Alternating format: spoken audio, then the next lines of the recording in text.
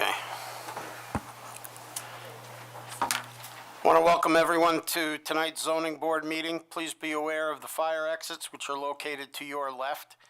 In the event of an emergency, please move in a calm and orderly fashion down either the north or the south stairs. Please do not use the elevator.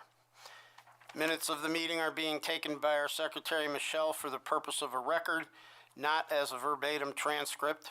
So when you come to the podium, please identify yourselves and please speak clearly into the microphone. The minutes are intended to reflect the sum and substance of the proceedings, as I said, not the every word spoken. Our meeting is being recorded by our ICAT department and broadcast on Spectrum Channel 1303. We follow the items in the order that they appear on the agenda. Extra copies of the agenda are available at the table near the door. Once the case has been called, the applicant or their representative should come to the podium, identify themselves, state their address, and pause to raise their right hand to be sworn, and then present their case. During the presentation of the applicant's case, the zoning board members will have an opportunity to ask questions and engage in discussions with the applicant to the extent that they feel it to be appropriate. The case will then be opened for public input. Anyone wishing to speak to the board regarding the application should come to the podium, identify themselves and their address. No need to pause because public input is not sworn. Direct your comments and questions to the board and not to the applicant. We have three categories that we call upon in reference to public input. The first category is those who wish to speak in favor of the application. The second category is those who wish to speak in opposition to the application. The third category are those who neither are for nor against the application but have questions or concerns relating to the substance of the application. Once the public input portion has been completed, the applicant or their representative will be given the opportunity to respond to anything that came up during the public input portion. Once that's completed, I will close the hearing and we will continue on to the next case. After all the cases have been heard, the board will take a brief recess. We will then return to deliberate each case in the order in which the applicants are still present and the order they appear on the agenda. So if the first applicant has left and the second applicant is present, then the second applicant's case would be taken up, followed by, in the order for those who are still there. Then we would go back to the top, take the first case, and work our way down for those applicants who had already left. During this portion of the meeting, there is no further input unless it's specifically requested by a member of the board. But you're welcome to stay and listen to the deliberations. If you wish to leave, you can find out the results by calling the Planning and Zoning Department tomorrow morning after 9 a.m. or possibly catching them on Channel 1303. Excuse me. We can call the first case on our agenda. Thank you, Mr. Chair. First item is case number ZB 2024-05-01, request by Jonathan Wixon for an area variance to construct an addition with less than required side setback on premises 149 Belmead Road in an R1 residential district. Good afternoon. Jonathan Wixon, 149 Belmead Road. Do you swear or affirm that everything you say tonight will be the truth, the whole truth, and nothing but the truth? Yes. Thank you. Yes, as noted, I'm looking to seek essentially a 1-foot variance for a bathroom addition at the property of 149 Belmead.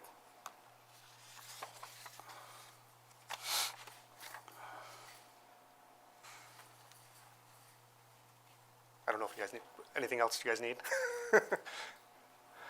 Anyone have any questions for the applicant? I have one.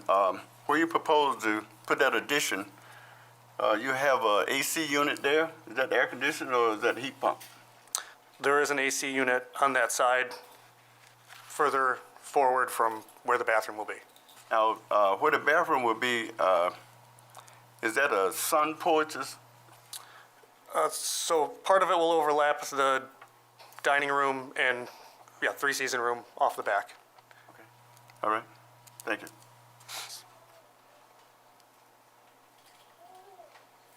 Any other questions from the board? Seeing none, we'll open this up to public input. Is there anyone here who wishes to speak in favor of this application? Is there anyone here who wishes to speak in opposition to this application? Is there anyone here who would like to talk to us about bathroom additions, side setbacks, anything related to that? Seeing none, we'll close the hearing with respect to this case. Move on to the next case on the agenda. Thank you, sir. Have a good evening. Thank you. Next case on the agenda is case number ZB 2024-05-02. Request by Miranda Del Vecchio for renewal of a special use permit to harbor 6 hens with coop pursuant to Town Code 235-70 on premises 115 Valley View Crescent in an R1 residential district. Miranda Del Vecchio, 115 Valley View Crescent. Do you swear or affirm that everything you say tonight will be the truth, the whole truth, and nothing but the truth? I do. Okay.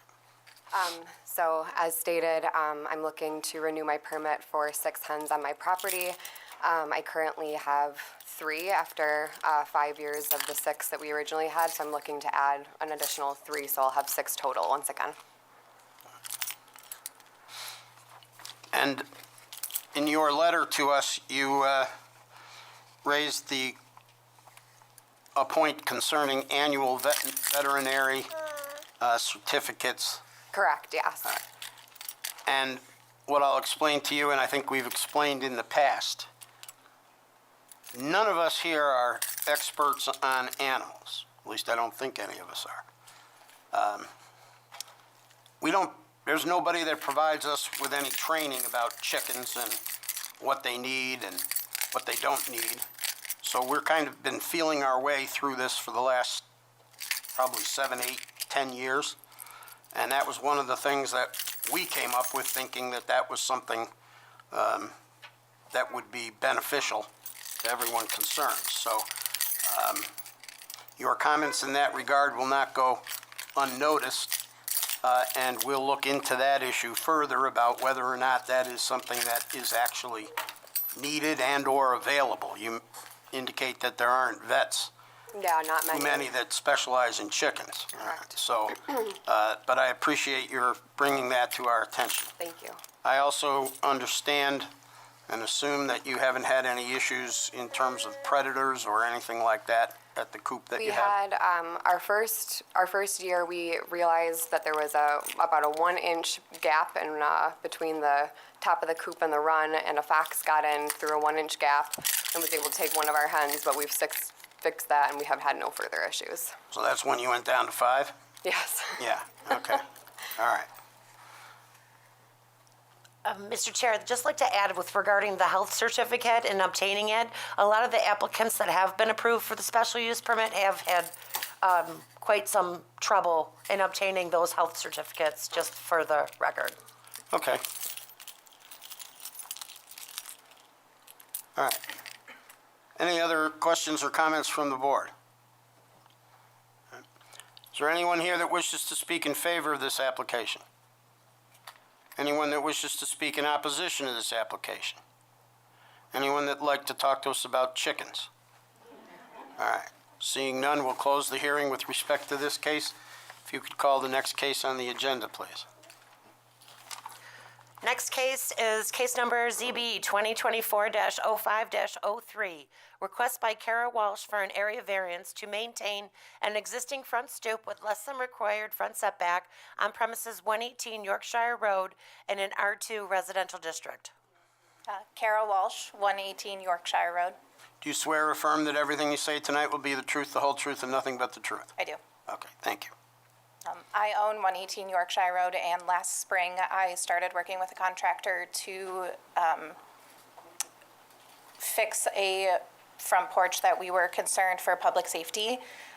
In the process of all of that, the contractor did not pull permits or variances, so I am seeking a 9-foot variance to keep the existing front stoop that has been constructed on my property. If I understand it correctly, not only did he not pull them, he told you they weren't needed, right? Correct. Yeah, okay.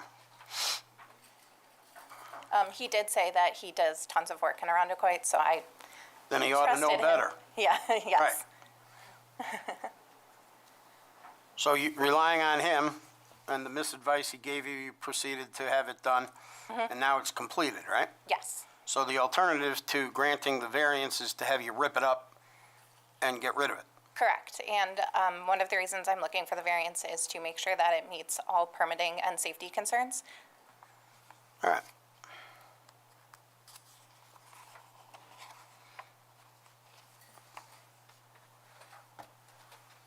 Any questions or concerns from the board? I have a question concerning safety. Are you planning to put some type of rail in there? It's a very, very nice stoop that he put there, if I can call it a stoop, but anytime you have 3 rises, you should have some type of a handrail or something. Yeah, so that's how I figured out that I did need a permit and a variance, was we were concerned about the height off of the side.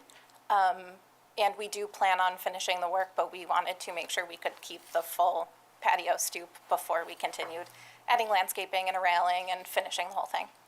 So if we approve the variance on the condition that you add appropriate railings, you wouldn't have a problem with that? Is Not that at all. correct? Okay, thank you. Any other questions or concerns from the board? Seeing none, we'll open this up to public input. Is there anyone here that wishes to speak in favor of this application?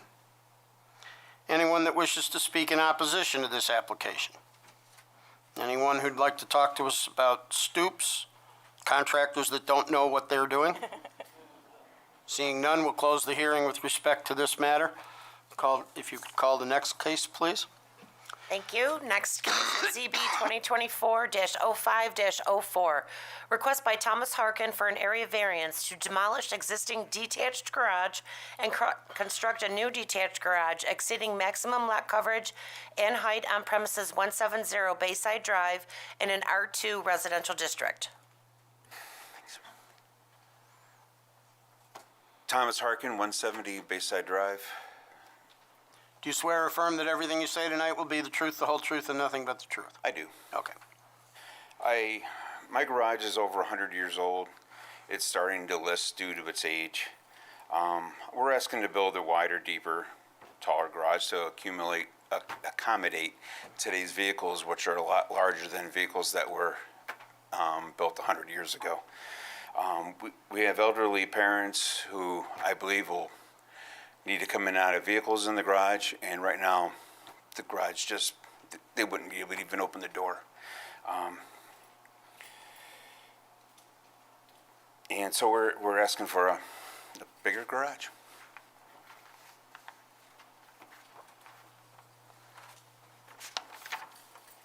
I also see you're going to have some storage area up on the top.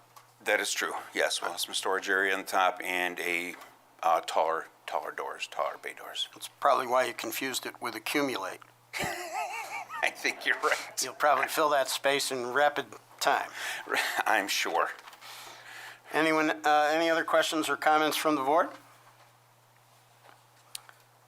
I have a quick one. Sure. I went and looked at your garage. It's also a leaning tower. Yes. So it'll be safer to have a new garage there. Yes, sir.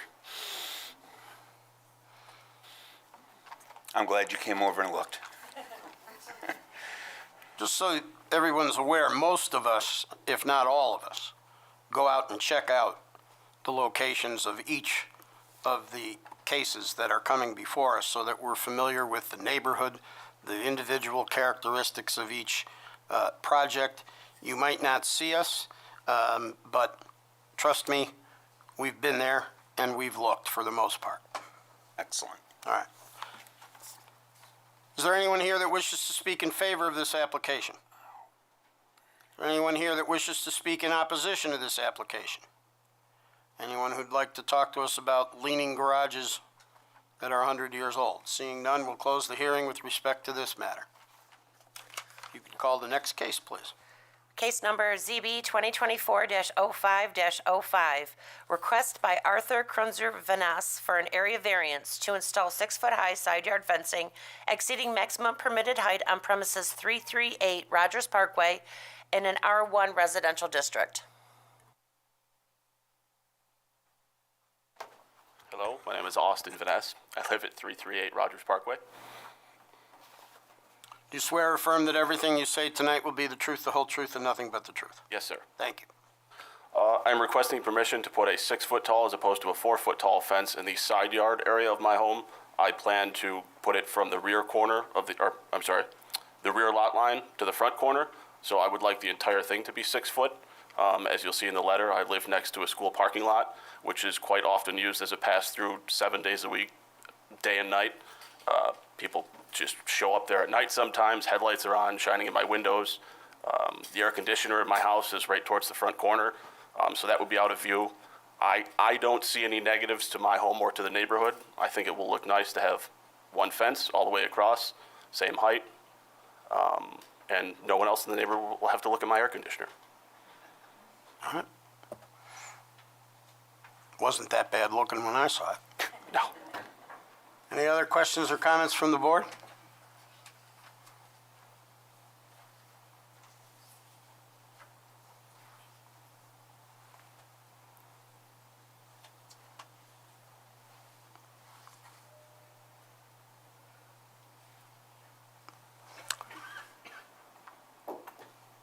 Seeing none, we'll open it up to public input. Is there anyone here who wishes to speak in favor of this application?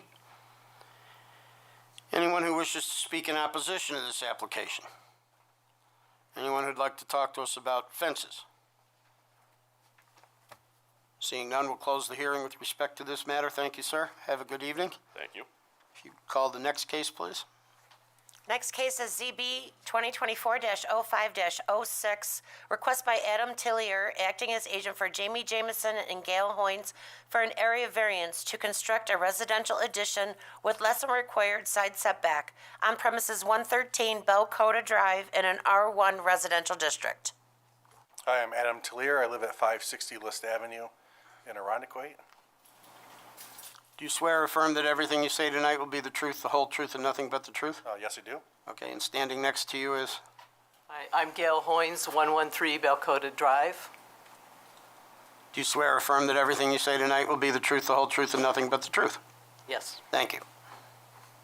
So I'm acting as agent for Gail and Jamie. I'm building them an addition at the back of their house.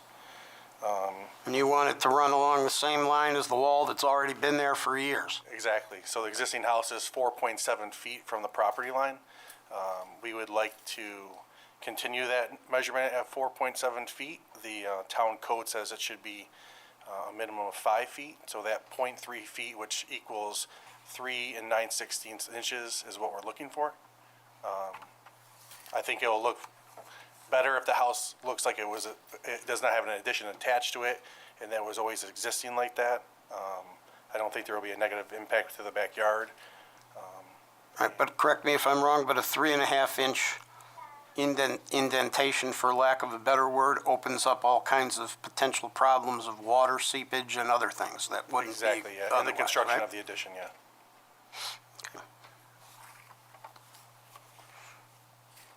And like many other residents in Arundequoit who are trying to stay, later, Aging in place. aging in place, they've been looking at other houses and they really just love the neighborhood and they want to stay there. And this would give them a first floor bathroom and a bedroom on the first floor. I think this is probably about the 10th or 12th application that, along those lines, since I've been on the board. Well, the residents of Belcota are all getting together to do that, by the way. Oh, are you? All right. I think the other one that I recall was on Belcota, I think. And yeah,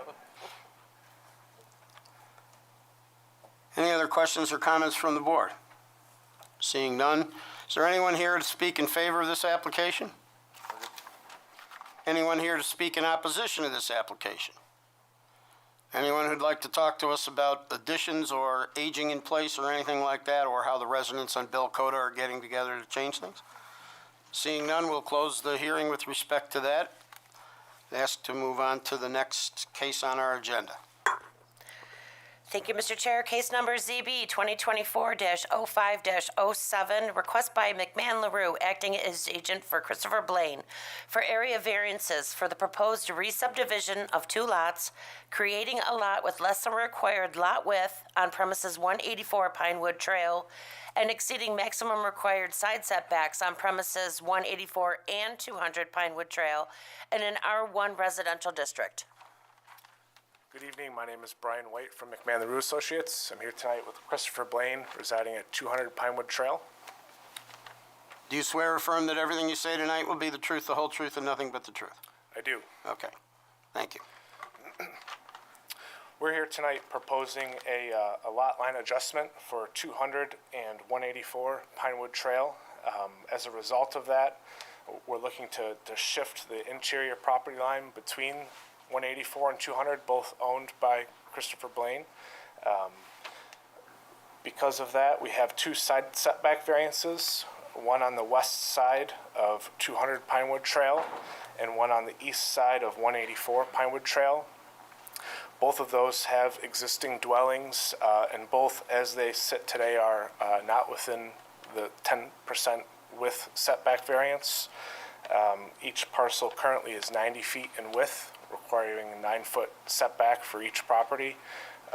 As it is today, 200 Pinewood Trail has 8.2 feet off of the west property line, and then the property to the east, 184 Pinewood Trail, their east property line currently sits 5.5 feet.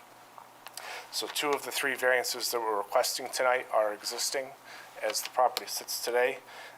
As a result of moving the interior property line to better represent the midpoint between each structure for that property, that triggers the lot width as required for 80 feet. We're proposing 74.5 feet.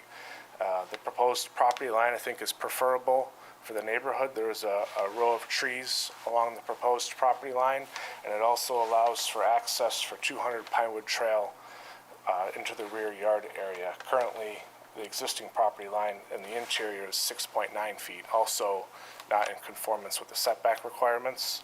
So by pushing that over 22 feet from 200 Pinewood Trail, it actually brings that side setback within the 10% per the code.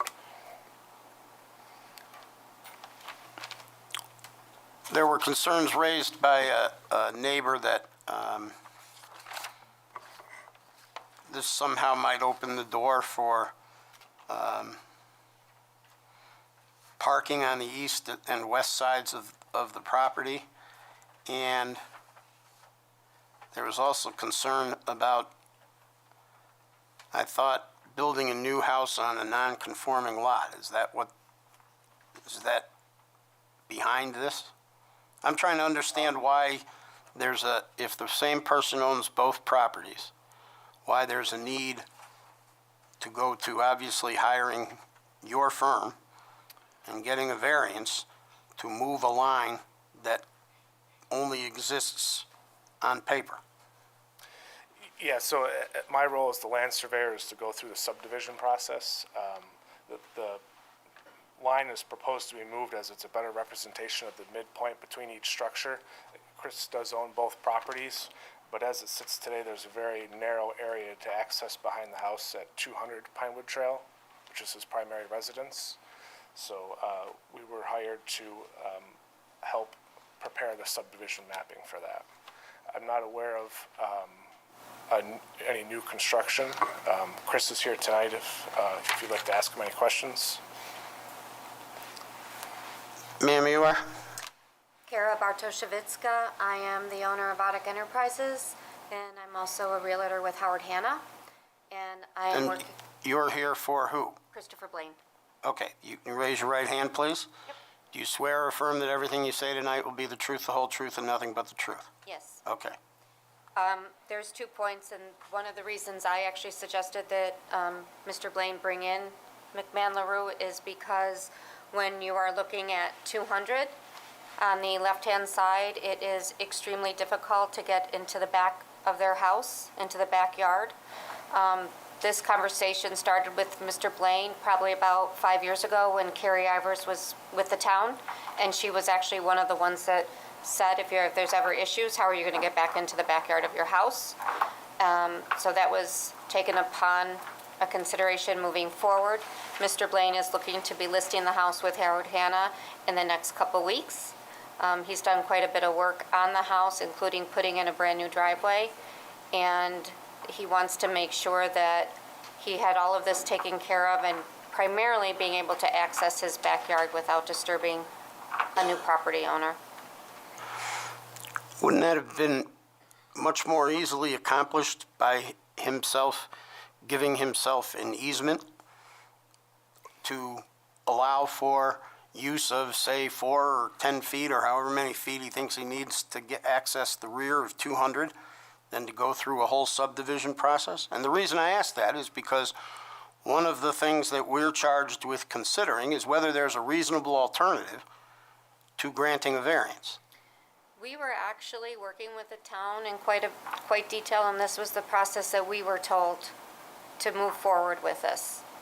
And I don't know where there was any talk of ever building a new house. There is no room to build a new house, nor does Mr. Blaine want to build a new house.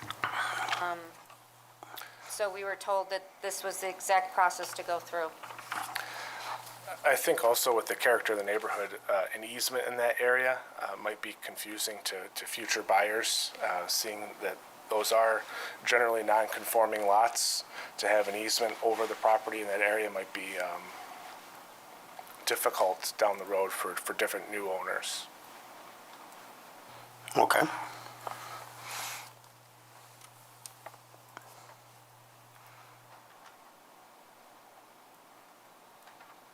Any other questions or concerns?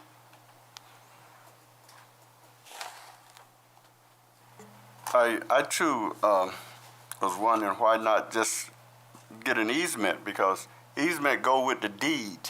So it doesn't matter who owned the property, it's actually in the deed itself. That's correct, yes. It would run with the land at that point. I think, again, it would be difficult for future owners to understand that, where, I think as the property is proposed between both structures seems reasonable. A lot of the other parcels to the east and west have a 60-foot frontage, so we're still exceeding the average width for this section of the street. We're proposing 74.5 feet. The property to the east has a 60-foot frontage, and the following 3 properties to the west of 200 Pinewood also have a 60-foot frontage. Would you have an issue, I don't know where the idea came up that there might be some new building going on. I didn't see where that would be possible based on the application. But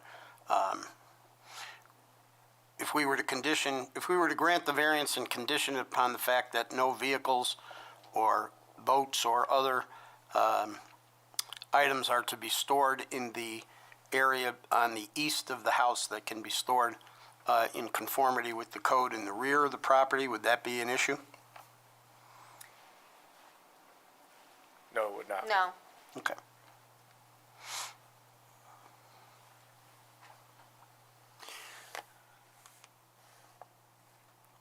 You said that the idea of moving the property line to the East, east I think, right? To the east? That's correct, yes. was in order to give more room so you can get around the house to get to the rear yard at 184? No, at 200, it's a very narrow area to the left of the house, and there is a long row of trees.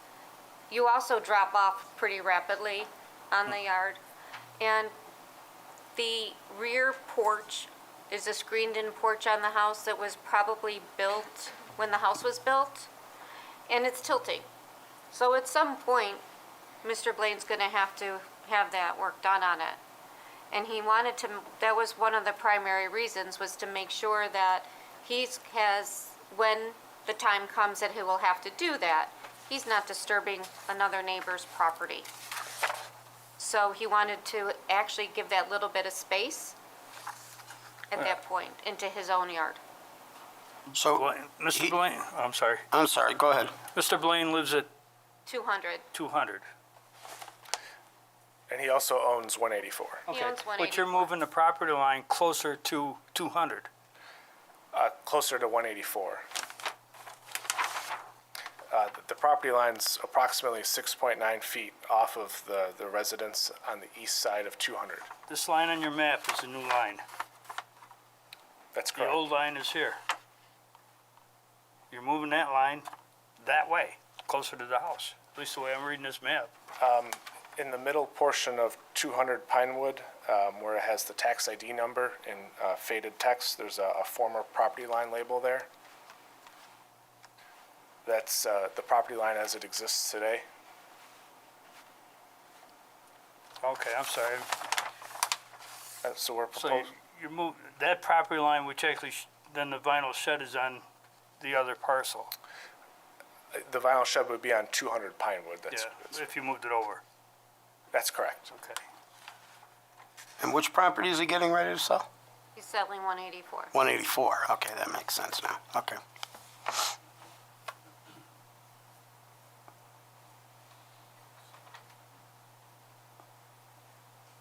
Okay.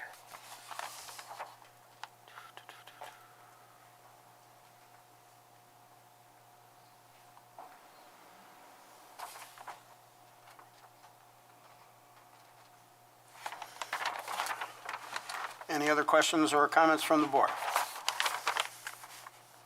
Yeah, I'm wondering, so the new width for 200 is going to be the 105 feet? That's correct, 105.5 feet. And that's an increase of how many feet? That would be an increase of 15.5 feet. 15 feet. And so the existing is 90 feet. That's correct. Both parcels are 90 feet. And so then that's why you're going to reduce the other one to 75 feet, 74 and a half feet. That's correct. Okay.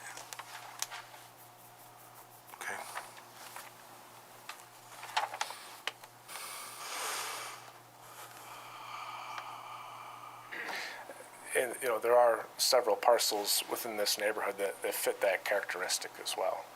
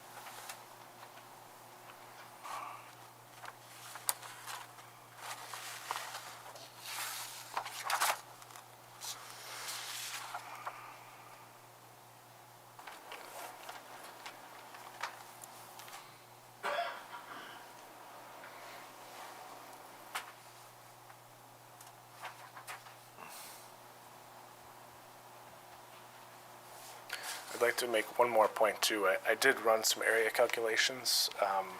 The parcels to the east and the west have a 60-foot frontage by almost a 200-foot lot depth, giving just over 11,000 square feet. Per the zoning code, the minimum area required is 9,600 square feet. As it is proposed here, Lot R17, 184 Pinewood would have just over 14,000 square feet, exceeding that minimum lot acreage. So we do understand that we're going to have a smaller lot width, but we do still have greater than the minimum lot area.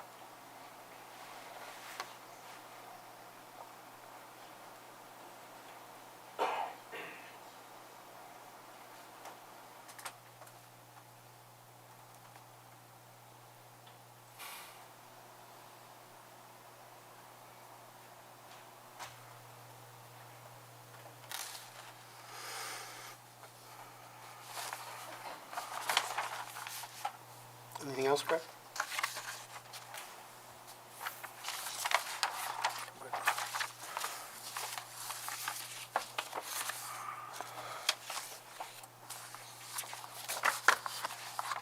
I have a curiosity question. How does 56 Pinewood Trail fit into this? It sits right next to 200, but it's way down here. What is that lot, and what's the access to that, and does that affect the future of 200, which you're planning on selling? He's selling 184. We're looking to sell, the client's looking to sell 184, the easterly parcel. From the tax records, that's a separate owner, not involved with this application, and it's my understanding that parcel's landlocked. Yeah, that's what it looks like. That's what I was asking. Yeah, I don't believe that there's any improvements on that property, but I do believe that it's a landlocked parcel. and again, under separate ownership.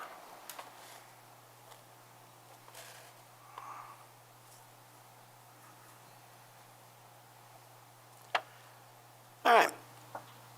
Is there anyone here that wishes to speak in favor of this application? Anyone here that wishes to speak in opposition to this application? Step right up.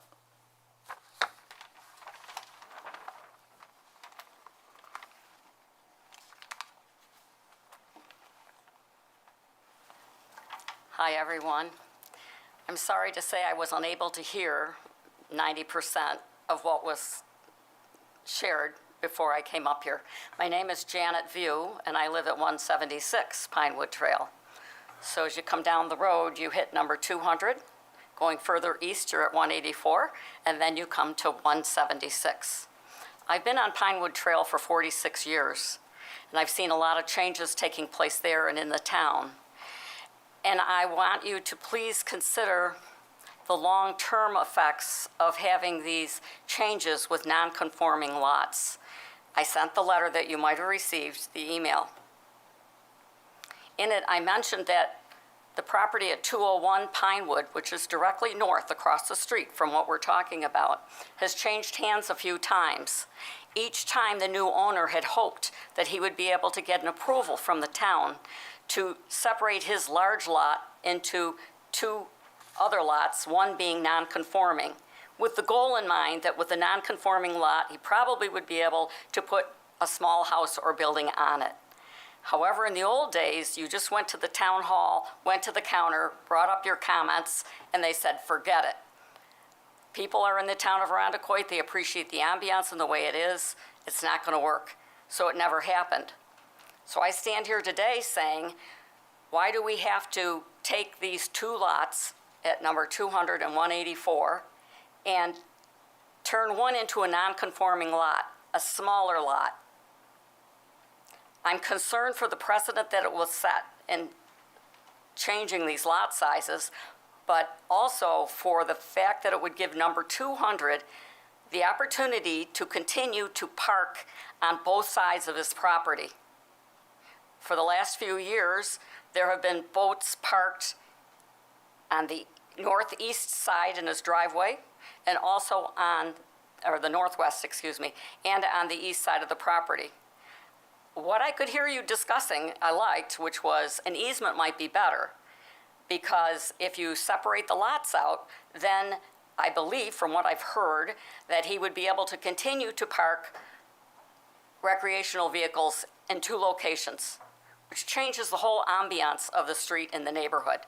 So if all of a sudden we continue to have what we've had for the last few years, numerous boats, trailers with skidoos and snowmobiles, collectible vehicles, antique cars, that kind of thing, in large quantities on both sides of the house, it takes away from this little quiet street with only about 10 houses on it.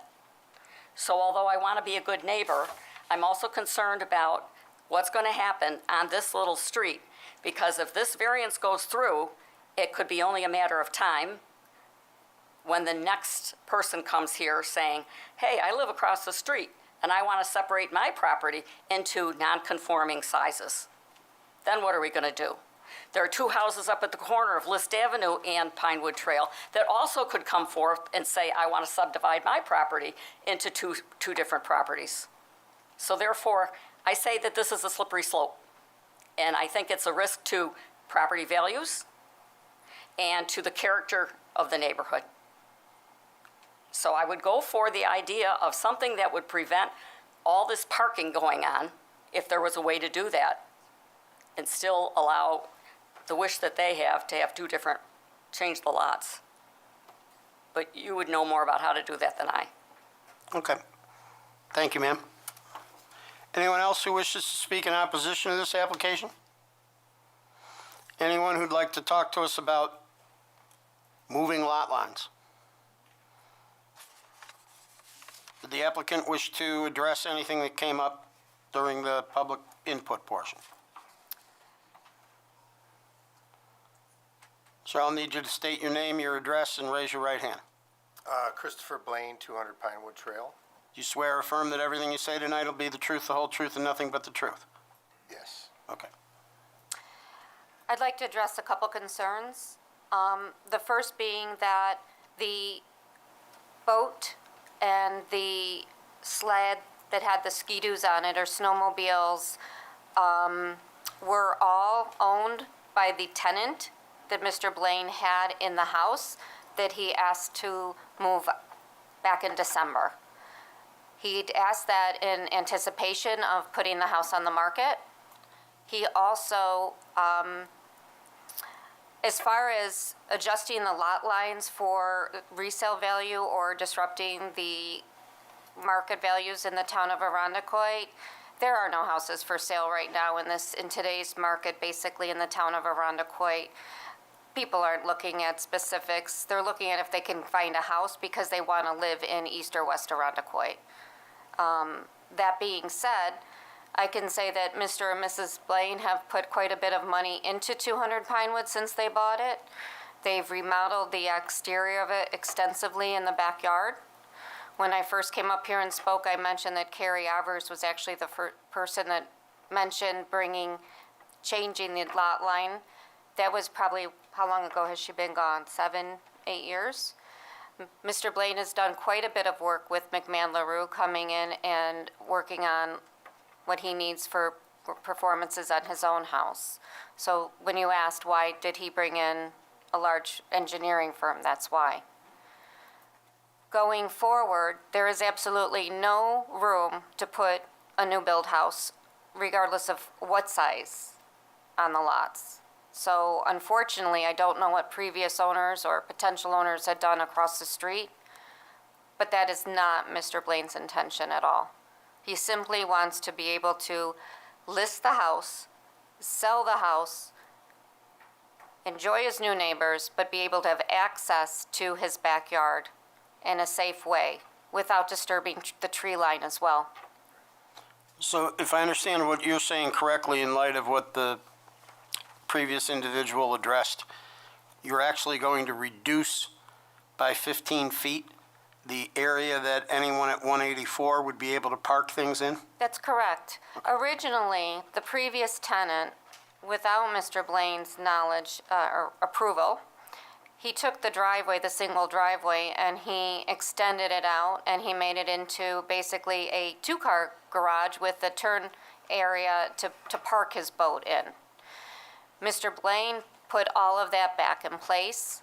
He took it back to a single-car driveway. In fact, he had it paved today and has pictures showing that the driveway is paved back to a single-car garage driveway. Okay. That was all paved today before the meeting. He's certainly taken upon himself to do the right thing by the board. Okay. And I would just like to say about the boat, I did have a boat parked on that side. On the right height of And, 200. right, and when the town gave me a fine for doing that, it was moved. So I didn't know I wasn't supposed to do that. So what we're proposing now, there would be, we're thinking of a privacy fence at some point. So there'd be really no access of a large boat to be able to fit in there. It would just be for, construction workers if they needed to get in there, or my 5 children to get around that side to be able to get in the backyard. Okay. Thank you, sir. Thank you.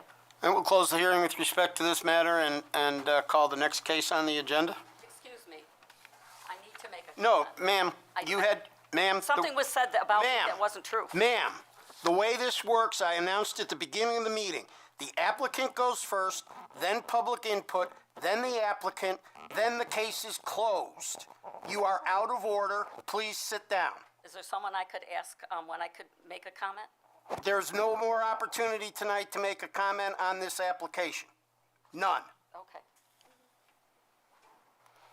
I thought that was very clear at the beginning. Apparently not. Have a seat, ma'am. They told a lot. Have a seat.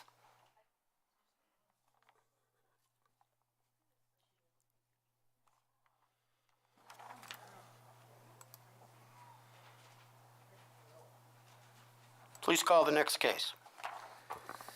Next case on the agenda is ZB 2024-05-08. Request by Costage Engineering acting as agent for Steve Labuzetta for an area variance for the development of 5 townhouse buildings creating 10 dwelling units with less than required square footage per dwelling unit on premises 91 Lakefront in a WD Waterfront Development District.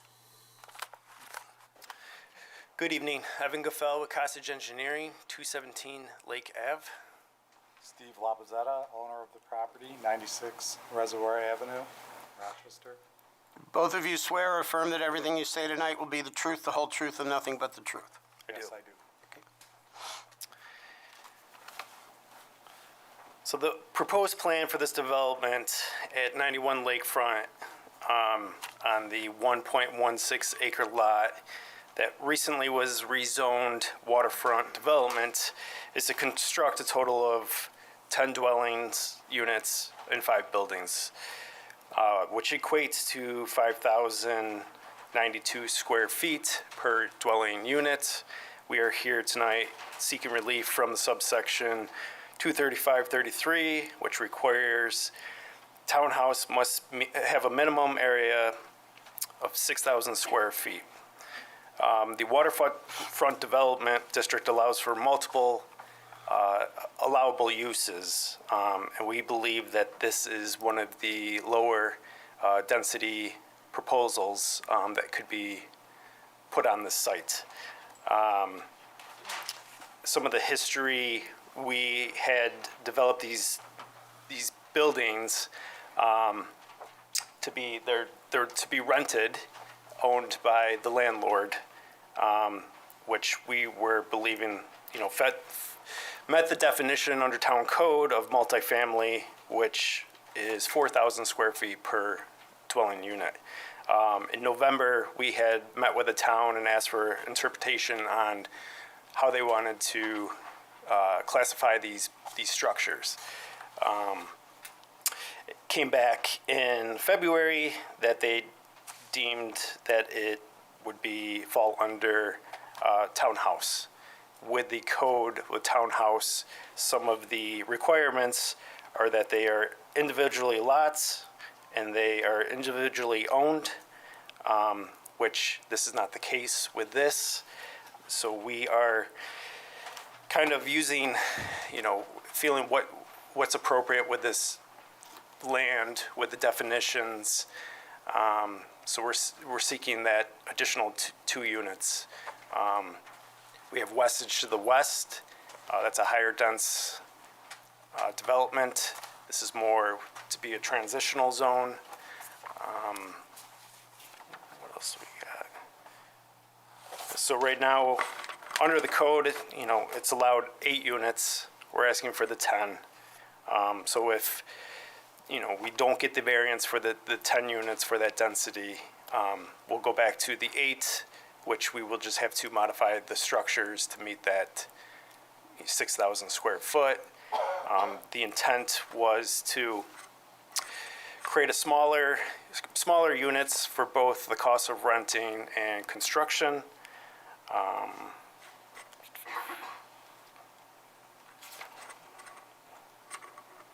So all in all, what is being proposed there, 10 unit, 8 unit, still has the same impact footprint to that parcel of land.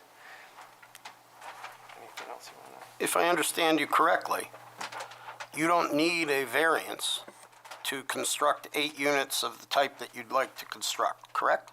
Correct. And you're asking us to give you a variance to increase that by 25% from 8 to 10. Correct. And if I understand you correctly, the reason is because it'll be more profitable.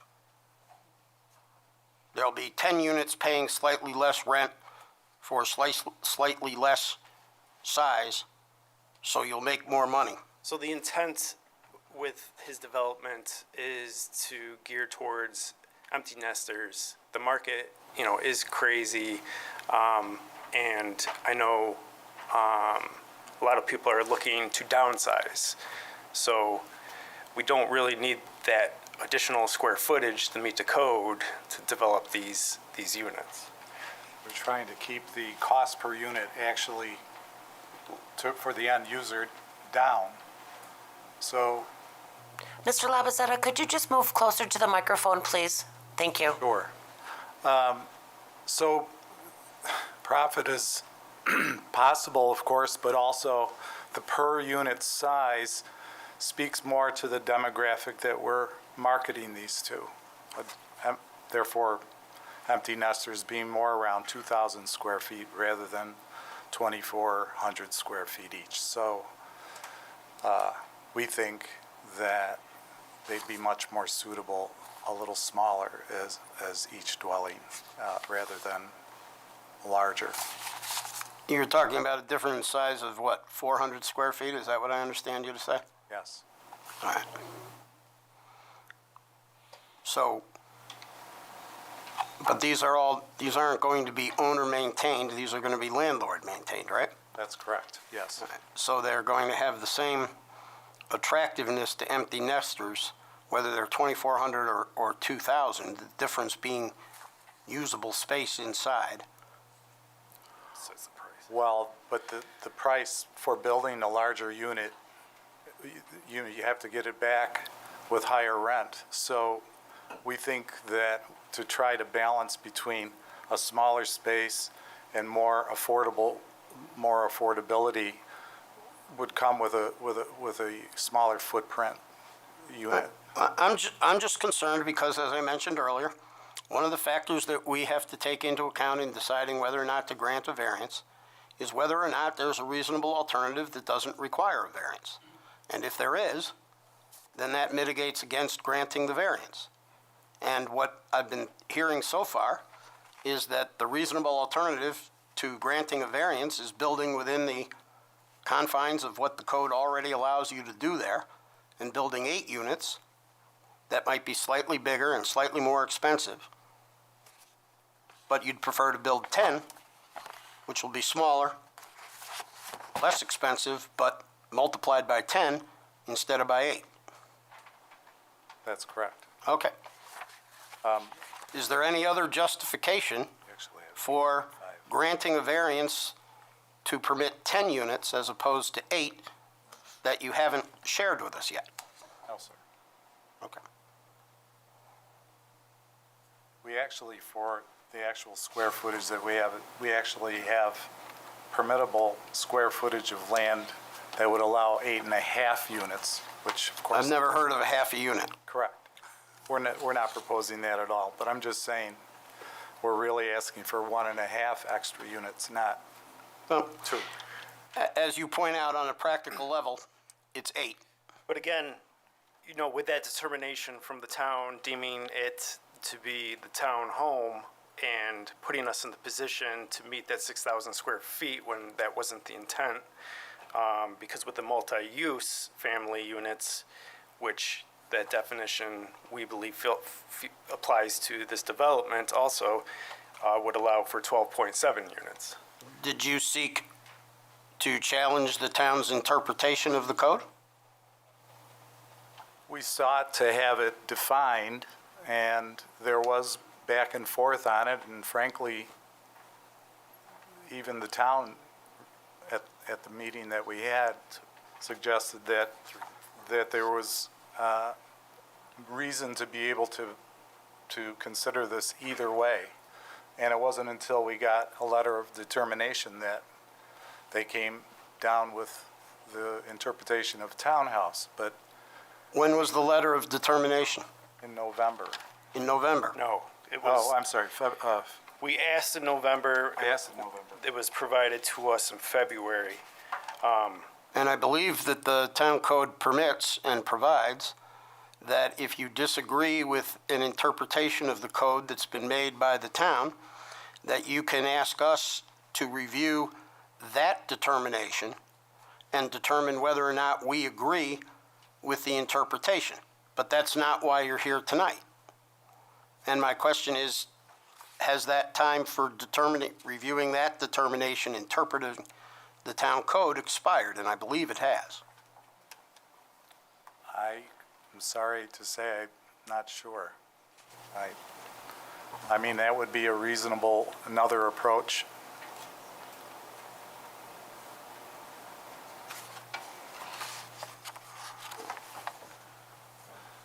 Because, and it may not have expired, and if it hasn't, then we would entertain discussion about whether or not it's a townhome or a multifamily use.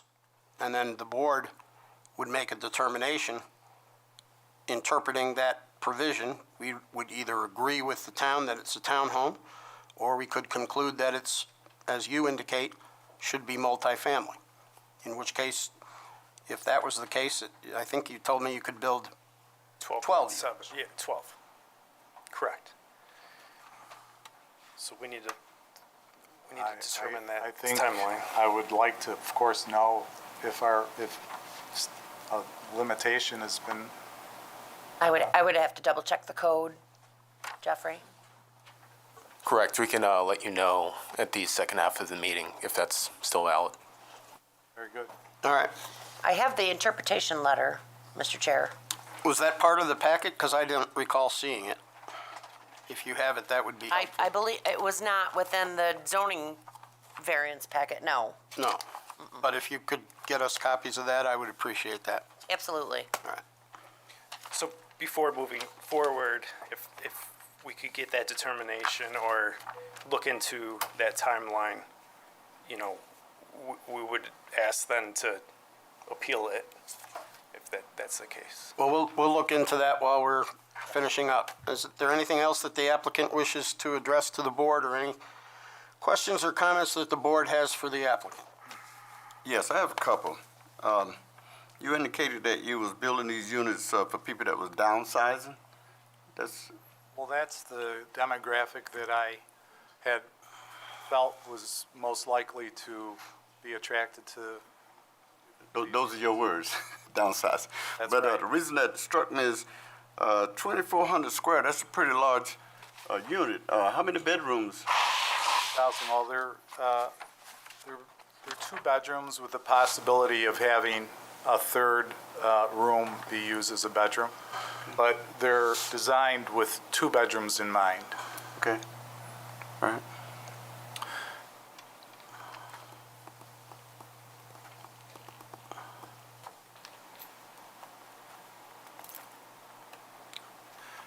I would just like to reiterate on the letter, it does state that person aggrieving by a zoning interpretation may file an appeal to the town zoning board of appeals in accordance with 235-101C of the town of Arundequoit zoning code. And that was within the letter of the determination. And does it say what that time period is? It does not, but we can look up 235-101C quickly. So we have a copy of it in our package.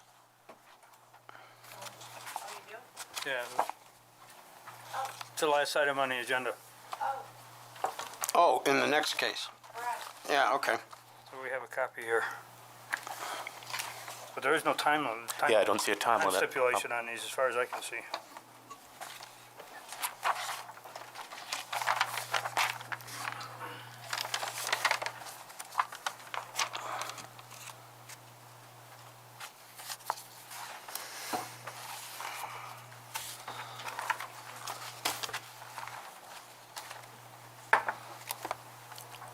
I gotta believe somewhere there's a time limitation.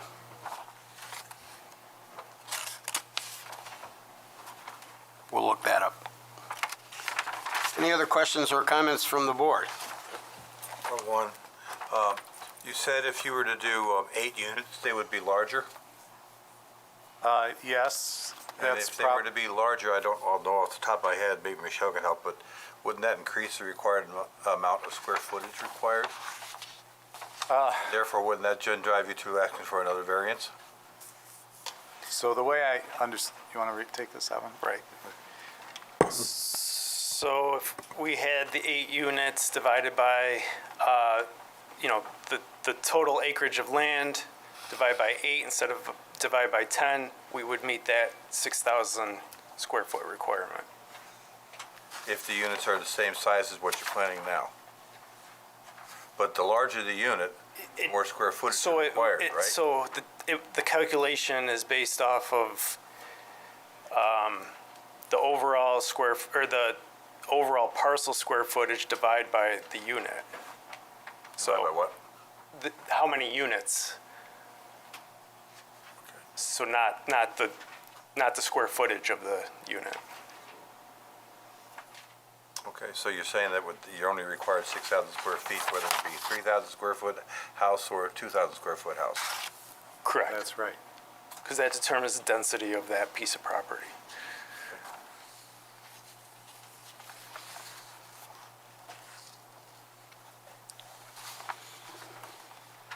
Any other questions or comments from the board?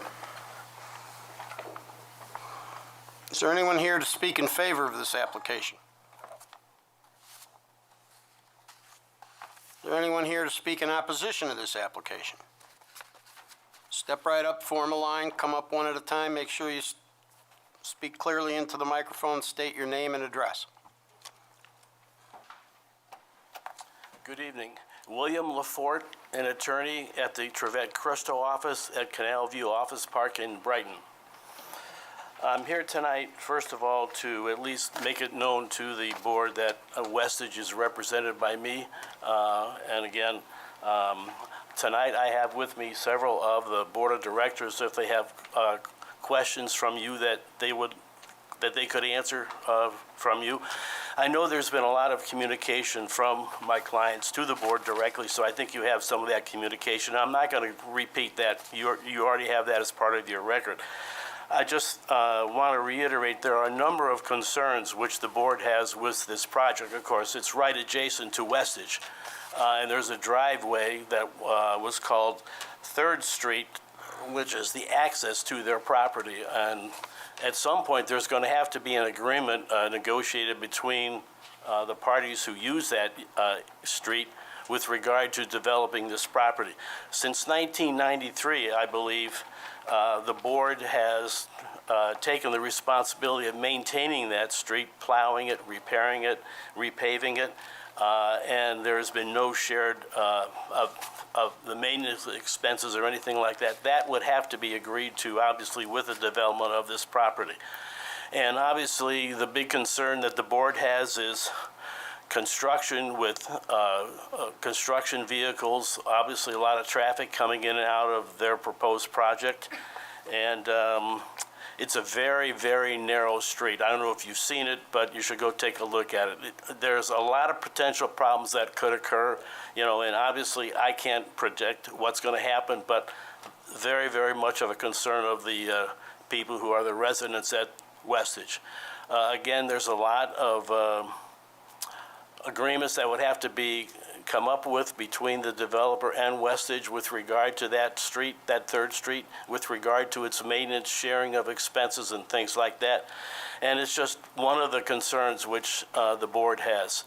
I know there's been also some communication with regard to some of the water and the erosion of the lake waters and things like that, because I know it's always a concern with regard to the lake and how that can impede erode the development of the property, so that's a concern too. And again, I know that my clients have expressed a lot of their concerns with regard to this proposed project, and if you would like to hear from them again, as I said, they are here if you have questions. I'm not going to repeat everything that they have sent in to you because you already have that information as it is. And again, I just wanted to make sure that it was noted in your records that I am representing Westage as this process goes forward. Thank you, sir. William, I'm sorry. For the record, could you please repeat your name and address for me? I missed that. William Lafort, Laforte, 500 Canal View Boulevard, Suite 600, Rochester 14623. And my law firm's name is Trevette, Trevett, Cristo, Cristo, Trevette Cristo Attorneys. Thank you very much. Thank you. Thank you, gentlemen. Thank you, sir. Next.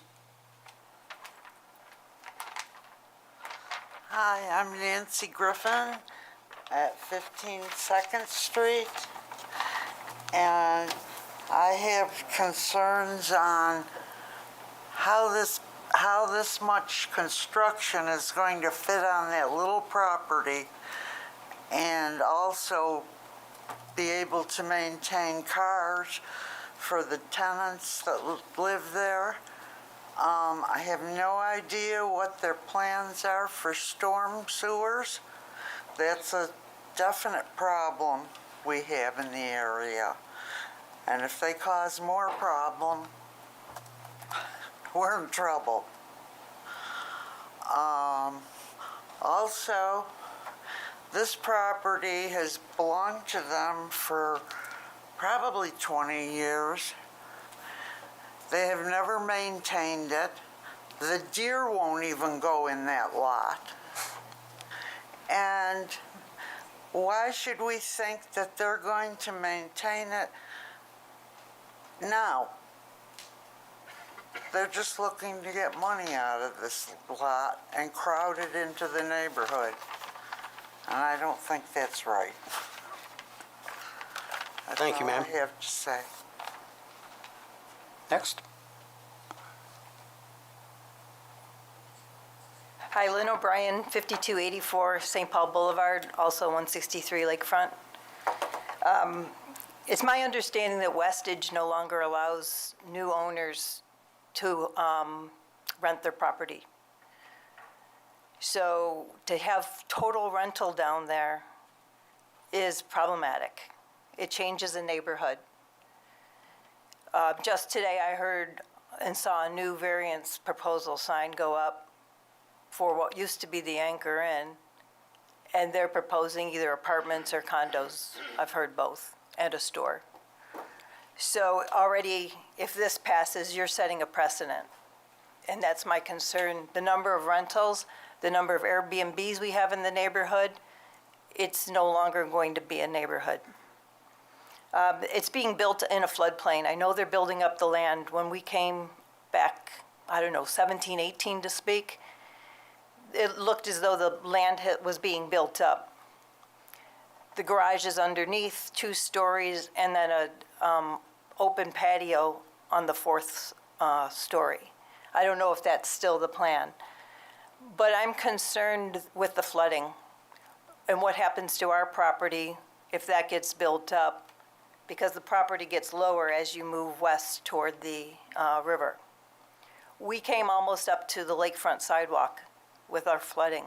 Some houses west of me actually flooded.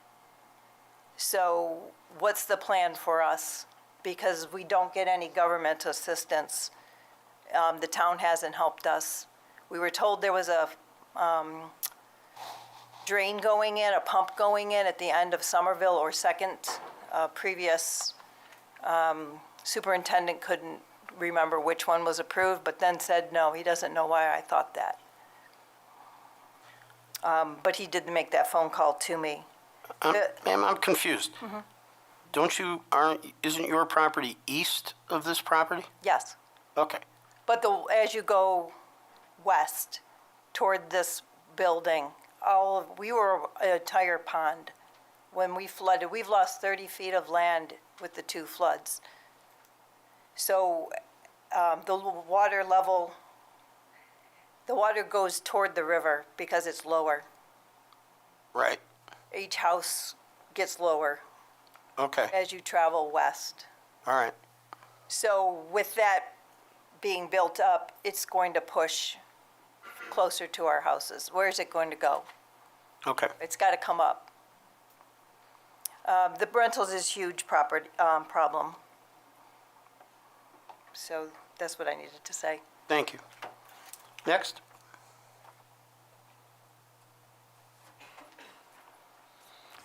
Jane Nadeau, Nadeau, 5280 St. Paul, also 169 Lakefront. I'm more concerned about the flooding deteriorating, eroding away under these apartments. As I said, maintenance it's a lot to cram on a very small flood area, a lot. I mean, they have to build it up or they're all gonna have to pay flood insurance. And no one wants to pay flood insurance, so it's pretty obvious to me they're gonna build up the land. But don't fight Mother Nature. It's gonna erode, it's gonna be constantly having to be maintained. I think they want to make their money and leave it to the landlords to deal with the future. And it smacks of people are gonna try and make a buck. It's gonna be a congested, I mean, they're gonna be right on top of each other in this tiny lot. I question the quality of, you know, you have to really work hard to maintain this as quality. And it's too high density, and it's too close, it's too much on a floodplain. Even if they build up the land, they're going to be right down near the water, and that's going to set a precedent for other people who want to make money, who want to develop close to the water. There's the people who, you know, everyone thinks I lived there for 40 years, everyone thinks they're sitting on a gold mine, and because they have waterfront, and it is a lovely area, and it's lovely because we have a lot of open space between us and the water, and they're not going to have any. They're not going to have any. They're going to be crammed with no green, just all building, and a view of the lake, but no ground. So I think the project will fail. I think it will be a disaster in the long run, and it will be a blight upon the town. That's why if I realize there's already a variance, they already have the right to build 8, please keep it at 8. That's my request. Please do not grant the variance for 10. That's what I'm saying. Thank you. Thank you. Next. Hello, my name is Katie Fruza. I'm the resident of 119 Lakefront, just about 3 houses down from where this is proposed. I guess I would reiterate a lot of the concerns that were already said. I also sent something in over email. I'm very concerned that this was even allowed to go through with 8. All of us who live on Lakefront, if you look at our deeds, I can't speak to the proposed deed at 91, but all of the property north of the sidewalk there has always been unbuildable, similar to what the last person was talking about. That's meant to be open land. We were not allowed to even have a small Rubbermaid shed out there, and were ordered by the town to remove it. So the thought of 10 condos being built in that flood zone area is definitely concerning, and I think it's opening the town up to a lot of others potentially asking to do a similar thing, when for many, many years we were not allowed to do so. So I wanted to say that certainly the flooding that's already been stated, I don't know how they would possibly deal with that. We actually had the water come right up to our house in 2017, almost again in 2019. It's a complete flood zone there. So similar to what the last person said, I could see this becoming a major problem for the town. Also, the sewers are terrible. Our basement flooded just this year whenever there's rain. We're just so close to the water there that we have a ton of sewer issues, things like that have not been fully taken care of, and it's definitely concerning to me if we were to add 8 or 10 more units in this area. Another concern that I don't think has been brought up quite yet is just the amount of people, you know, in that area. I think Westage is a little bit different because they have a whole courtyard, they have a pool, they have area for their residents. But these people would be right on top of each other and have a tiny, tiny strip of land. They're also proposing a right-of-way through that land, a public one, which is very concerning to me. Because there's a lot of bars and restaurants. We already have issues with people partying, doing drugs on the beach, a lot of things happening down there. So adding a right-of-way as well as this density of people, I just want to express a lot of concern about that and what that would bring in terms of crime and other things to the area. So yeah, I think those are the main points that I want to make, and I'm definitely against, you know, this project moving forward as a resident of this area. Thank you. Is there anyone else that wishes to speak in opposition to this application?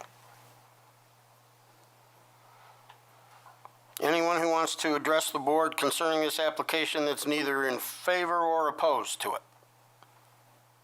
Does the applicant wish to readdress or address points that were raised during the public input portion?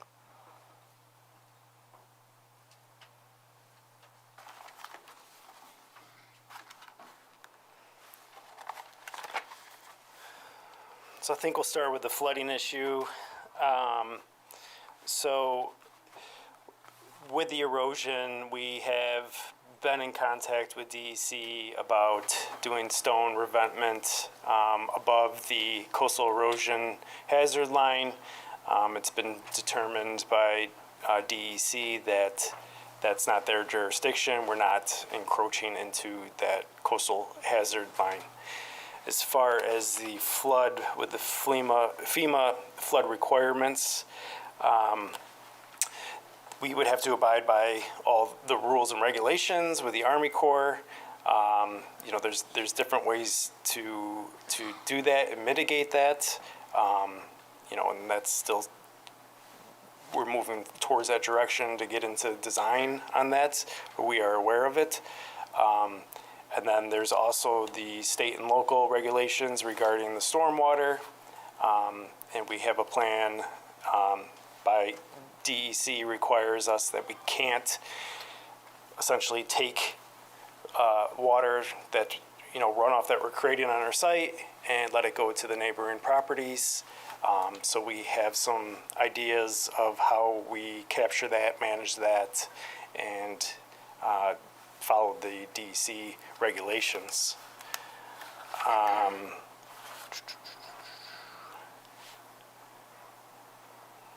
Storm sewers.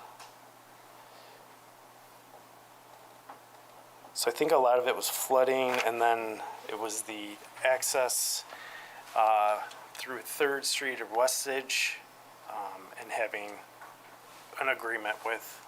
I think we've done through the engineering firm.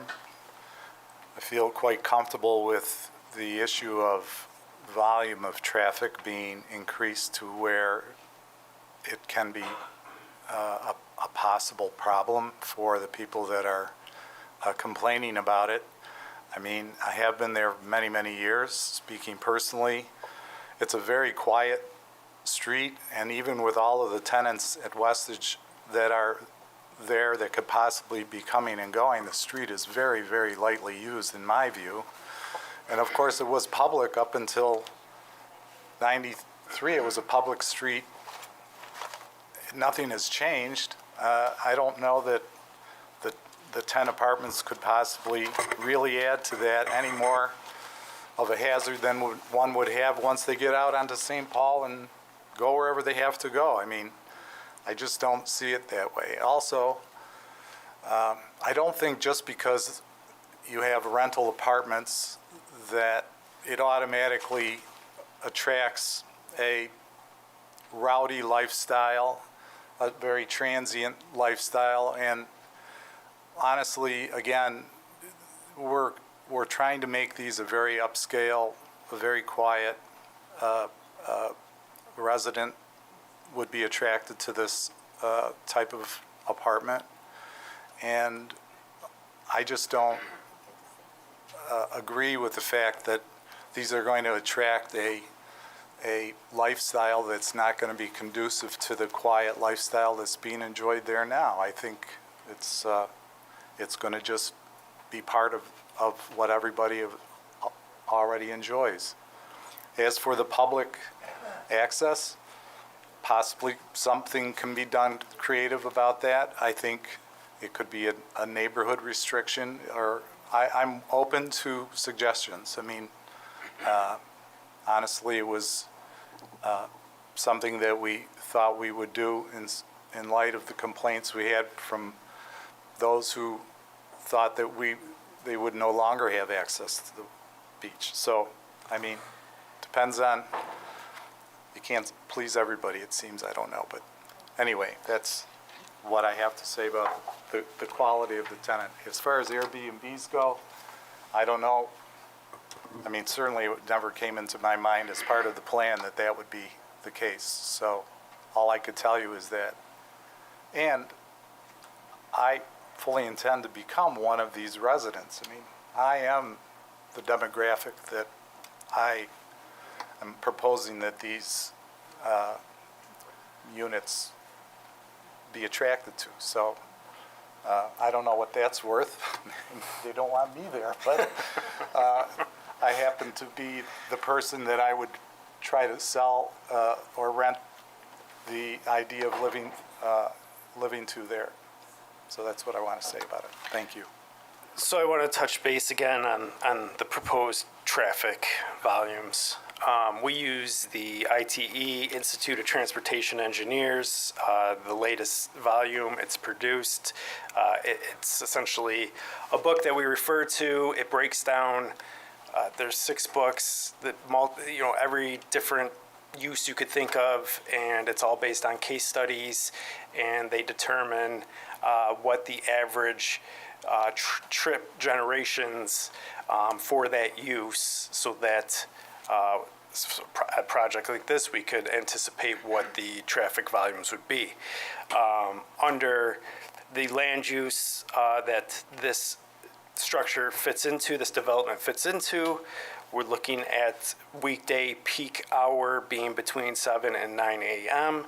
at 0.4 cars per unit.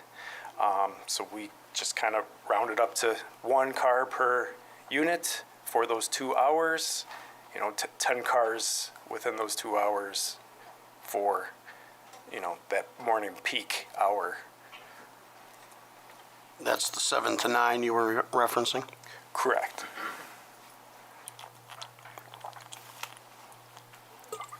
Is that the only peak hour? There is the return trip home in the evening, which is about the same because the same people coming home.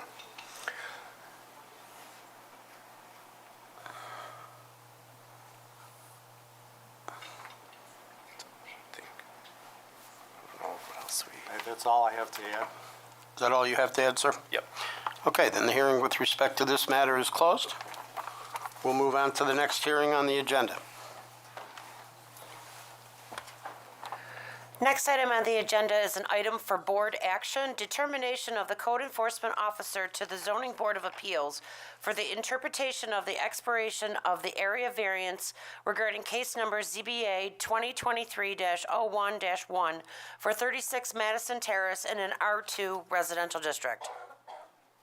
Thank you and good evening. My name is Jacob Zoglin. I'm an attorney at the Zoglin Group. I'm here to appeal from the code enforcement officer's February 9, 2024 decision concerning the area variance granted for 36 Madison Terrace in January 9th of 2023, so last year. As the ZBA, you don't owe any deference to the CEO's interpretation, and you can make your own decision. This appeal concerns a condition that the ZBA imposed on the January 9th variance when it granted it last year. The condition reads, quote, "This variance shall become null and void unless exercised within one calendar year from the date it is granted." That's in bold with 1 underlined. That's in the original. Here, the January 9, 2023 variance was not exercised within 1 calendar year from when it was granted. It wasn't exercised by January 9, 2024.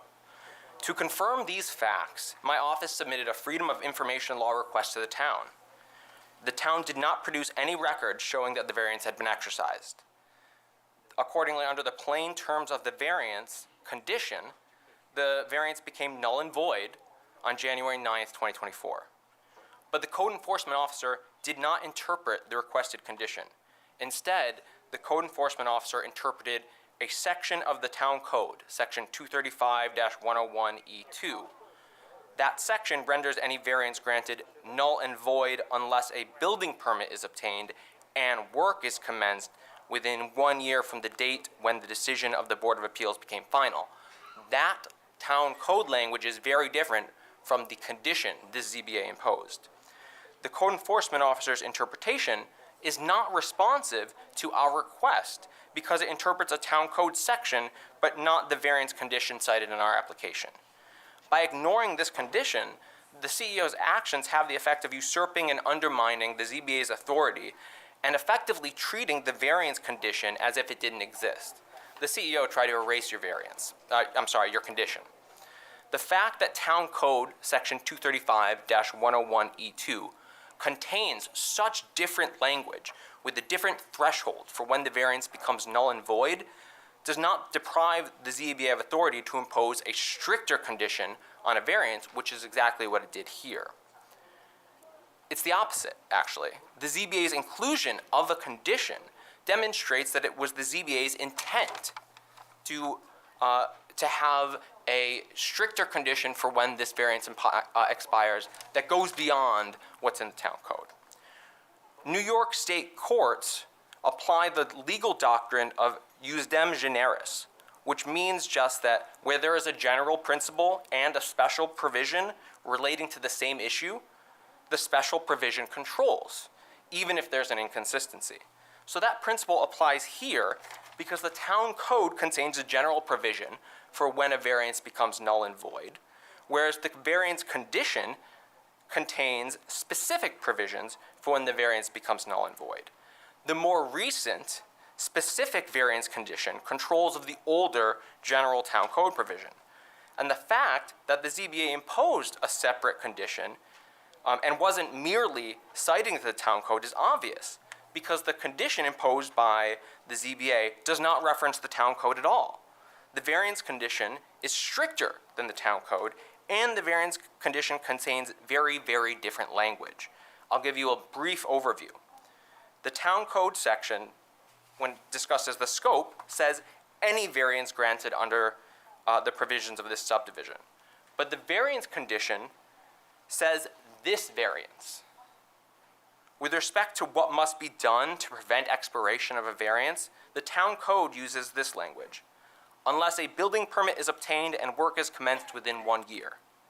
But the variance condition has different language. It says unless exercised within 1 calendar year. And then the time frame for how you measure that 1 year term is different in the town code, which says from the date when the decision of the Board of Appeals becomes final, either by expiration for the time for review of the same by a court, or by the final judgment of the court in the case of court review. That is completely absent from this variance condition. This variance condition just says that the 1 year time limit is measured, quote, from the date it is granted, end quote. And what did the two provisions say about whether there can be an extension? Well, the town code specifically permits for an extension of the 1 year term. But the variance clause, the condition in it, does not contain any provision that allows for an extension. So, what does this mean? The ZBA's imposition of this variance-specific condition is clear from the language it used, this variance, and should not be ignored merely because the town code imposes a second triggering event for when the variances expire. The second triggering event means that a variance can expire in two different ways, the town code or the variance condition. Finally, the simple fact that the ZBA included the condition in the variance at all is evidence that the condition had legal significance. If a bolded and underlined requirement that the variance be exercised within 1 year were not a variance condition, then it would be utterly superfluous and meaningless to include in the ZBA's notice of decision. And I know this ZBA does not purport to require things in its variance unless the requirement is a condition of that variance. The ZBA should therefore interpret the variance as giving effect to the plain meaning of the variance condition that this ZBA itself imposed. For these reasons, we ask the ZBA to interpret the variance as having become, quote, null and void on January 9th, 2024, because it was not, quote, exercised within 1 calendar year from the date it was granted, which is January 9th, 2023. And that makes it in violation of the variance that this ZBA imposed on the variance. In violation of the condition that this ZBA imposed on the variance. So for these reasons, we ask to make the determination requested in our ZBA appeal. Thank you for your time and your attention and for sticking with me. I know it's been a long night. Thank you. I have a question. Yes. When did the court review time end? We withdrew the appeal. It likely would have been within a month or two of this date. I don't have the exact date in front of me, but it would have been fairly recently. So no earlier than February 28th of 2024? I think that's probably accurate. We withdrew, I believe, sometime after that. But I want to make the point, Mr. Hinman, Chairman Hinman, I'm sorry. That's fine. That we were requesting an interpretation of the variance condition, and the question that you're asking about the date that the court matter concluded goes to a separate town code provision, not the variance condition for which I'm requesting the interpretation of. Well, my recollection of the hearing that we conducted and the deliberations that we had and the resolution that we adopted was that there was never any discussion concerning when the variance would expire. And I'm not sure where that condition came in. I think it's probably a reference to this code provision, because we didn't have any discussion that construction is going to have to start within a year of our decision, regardless of court proceedings. I don't recall any such discussion about that. Well, the ZBA put that in black and white as a condition. It's right here on Oh, I the see notice it. of decision. I see it. Okay. Do you want me to review the hearing from a year ago? I'll be glad to, and listen to every word to see if there was discussion about when construction would have to start. Well, I think the question, Mr. Chairman, is whether or not the ZBA imposed a condition in its notice of decision. I think the plain language of this is that it imposed a condition in its notice of decision. If the Okay, ZBA's... I understand your argument. Thank you, Mr. Chairman. You're welcome. Does any other member of the ZBA have any questions for me today? I'd be happy to answer them. Hearing none, I hope you guys have a great rest. Oh, yes. I have a question. Why is this an issue? This is an issue because a variance was granted, the conditions imposed on the variance were not completed, and so the variance has expired. If the person who obtained the variance wishes to construct what would have been permitted had the variance not expired, they can simply come before the board and apply again. But the board should not be in the position of saying that conditions that are black and white here in its notices of decision are not true conditions, or that they can be ignored. If, as is the case, someone who receives a variance doesn't exercise it within 1 year, it does expire by its terms, and they should come back here, reapply, and the board can hear it again. There's really no prejudice if it expires and they come back before the board to make a new application. But you're appealing a decision of the CEO. What was his decision? The Or her decision? I'm sorry, the code enforcement officer, the code enforcement officer's decision was that it did not expire. Okay. We did not get a formal interpretation of the variance condition that we had requested, because the CEO actually interpreted that different part of the town code that has different language, a different triggering event, and applies to all variances as opposed to this variance. Okay, but did the CEO issue a permit or something that started this or triggered it? I mean, I'm trying to figure out what triggered this. You're asking for some context, I see now. So the way that this came about is the variance was granted in January of last year. Understood, I was there. Yes, okay, there was some disputes about it. When it got to be close to 1 year from that time, we wanted to know whether or not the variance had been exercised. So we submitted a Freedom of Information Law request to the town to ask simply, had there been any permits? Has it been exercised? Is there a building permit? Did they request an extension? Okay. And we got, and we asked for certification if there was no such exercise of the ZBA, or no records responsive to our request. They did not produce any records responsive to our request, which indicates that there's no documents in possession of the town showing that the variance has been exercised. When we got that back, we knew that interpreting the town code instead of the black and white condition on the variance was incorrect as a matter of law, because the town code can have something that triggers an expiration, and so can a condition imposed by the ZBA. And because the code enforcement officer did not consider or interpret the ZBA's condition from that variance, I appealed that to this ZBA to ask it to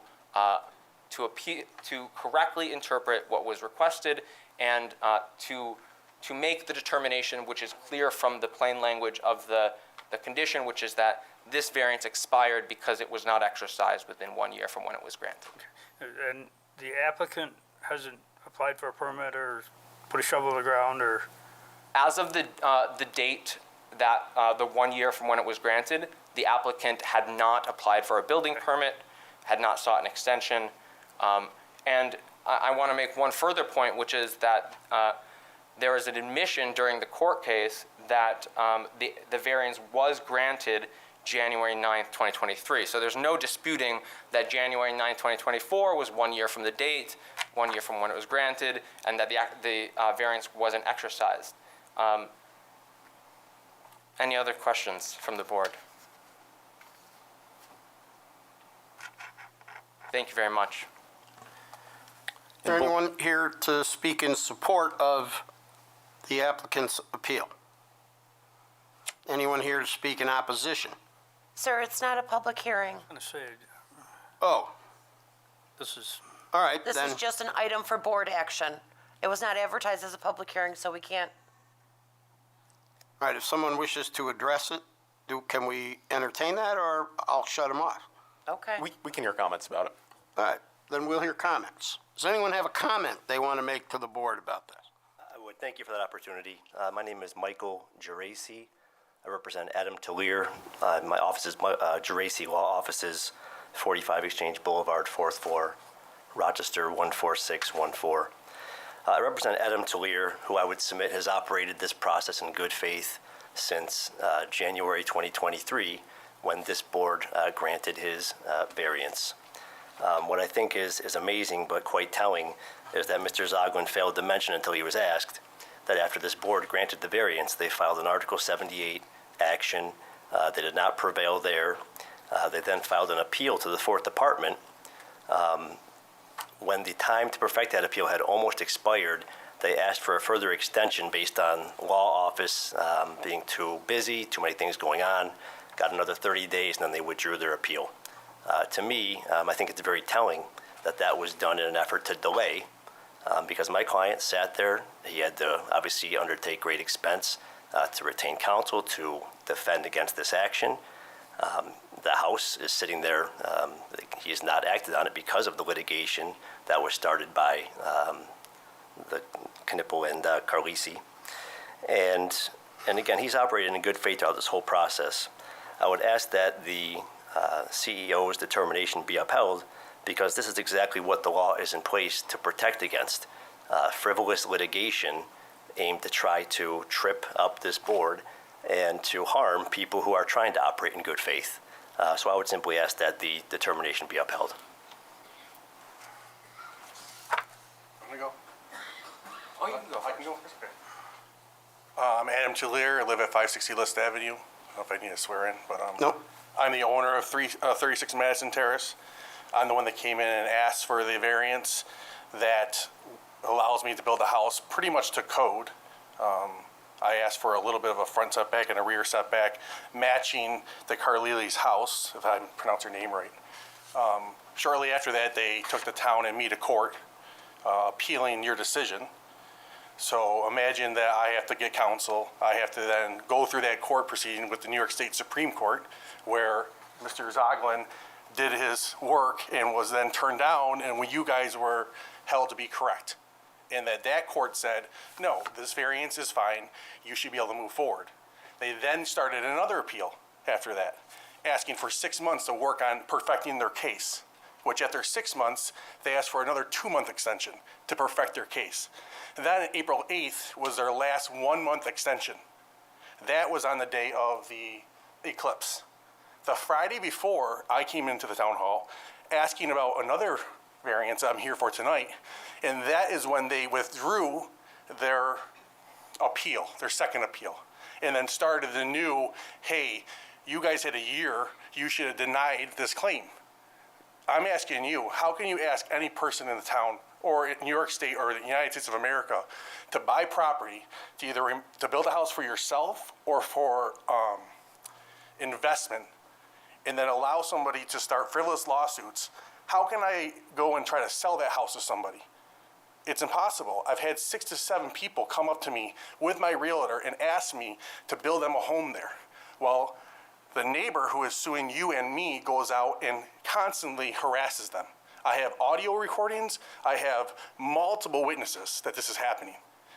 I just feel like there's ambulance chasing going on, and that this attorney is misleading his client. All I'm asking is to build a house there. The house would fit the neighborhood. It would be perfect. But him coming in here and trying to trip me up to ask me for another variance so I can go through another meeting, so then he can start another lawsuit, so that every person that comes to me to buy this land has to be told by my realtor that, hey, there's litigation going on with this property from the neighbor next door, whose house is actually closer to the property line that I want to build my house. So it's absolutely ridiculous. I feel like I'm being harassed. It's been over a year. They've had other chance. They were playing games with you guys and me. And I just want you just to chop it down and let me build a house. I can't ask for a permit if I'm in litigation. Before Donna left, she was telling me that I really shouldn't. So it's just, I'm sorry for feeling like I'm upset about it, but it's been going on for a while. And I could bring in multiple people as witnesses to say what's been going on with the neighbors. So I just ask that you just allow me to have the variance.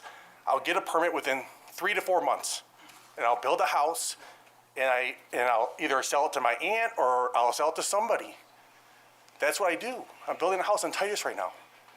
There's nothing I'm trying to do here that's wrong.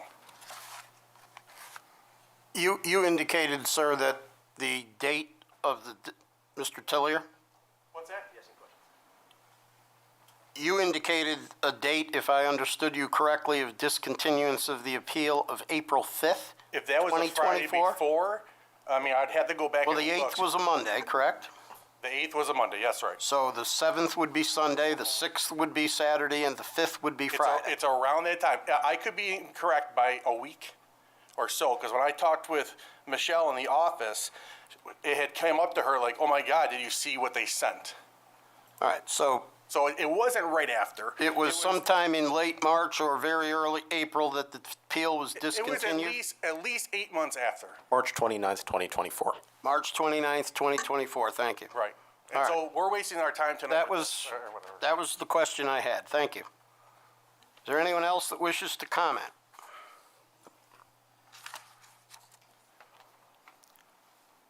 We'll follow the same comment format that we do with hearings, so you can, Respond to. yes. Thank you, Mr. Chairman. So I wanted to make a point.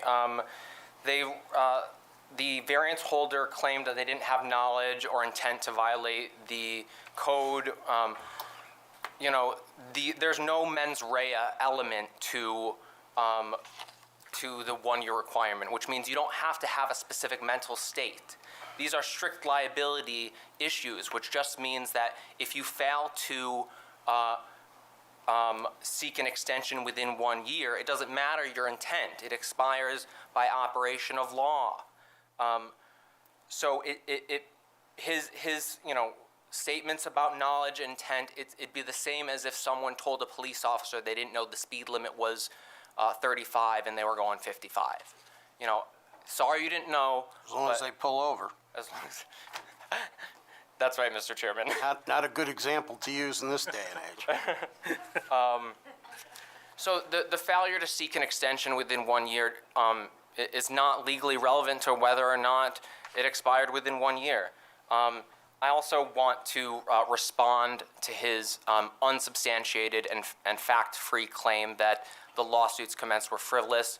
No court found they were frivolous. They were they're reasonably brought within the statute of limitations. They had good faith allegations, and they were decided on the merits. So I would disregard, I would ask you to disregard that slanderous comment. He also made multiple variants. The variance holder admitted that he has made multiple variance applications in this town.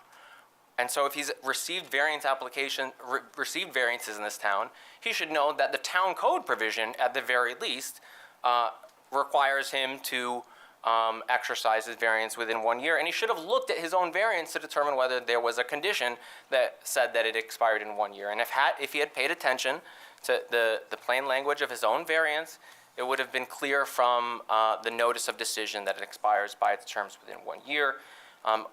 He also made an untrue claim of harassment. I just want to say that's absolutely Harassment false. claims are not in front of us. We're here to decide whether or not your interpretation is correct or the code enforcement officer's correct interpretation is correct. A lot of the other things that have been discussed have no bearing on that issue, and they will be given the weight they deserve, which is probably none. If that's the case, I will comment on those issues no further. The last thing I will say is that there is no prohibition against seeking a permit during litigation. The town code doesn't prohibit someone from seeking a permit during litigation. And you know, the comment by the variance holder that he couldn't exercise his variance because he was in litigation, you know, that may have, you know, if that's what he believed, he could have sought an extension. You know, if he was just saying, oh, I don't want to build it because of the litigation. He didn't seek an extension, either from this board or from the code enforcement officer. And he has a legal duty to try to do that. And, you know, for him to then come and say he didn't know and that this board should excuse a plain language violation of its variances, you know, when he can simply reapply for a variance, is asking this board to essentially annul its own conditions and deprive itself of the power to enforce them later. Thank you. You're welcome. The hearing concerning this matter is closed. The board will be in, or not the hearing, but the comment section is closed. The board will be in recess until 8:55.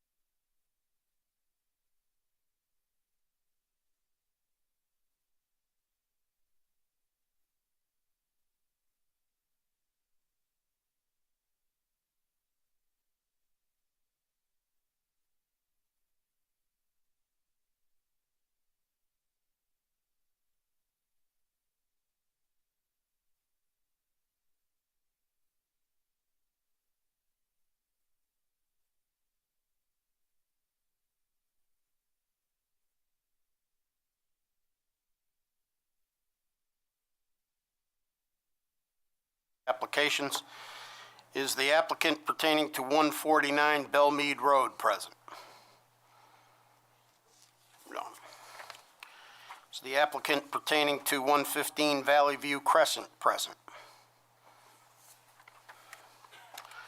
118 Yorkshire Road. 170 Bayside Drive. 338 Rogers Parkway. 113 Belcoda Drive. 200 Pinewood Trail. 91 Lakefront.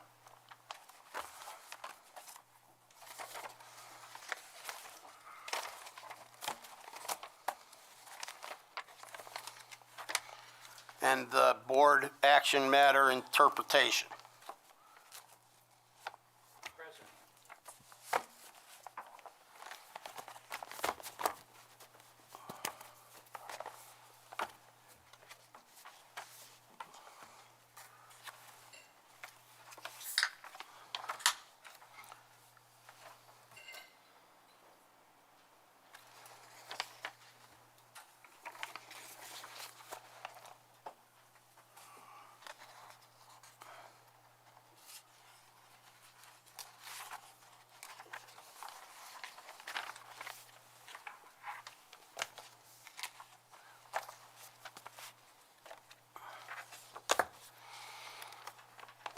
All right.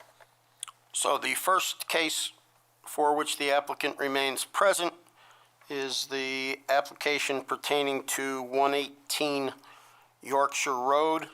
This is a type 2 action for seeker purposes. Does anyone wish to make a motion with respect to this application?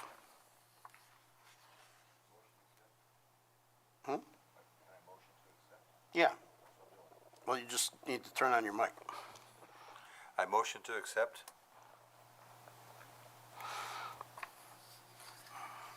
And the I findings? second it. And the findings in support of the motion?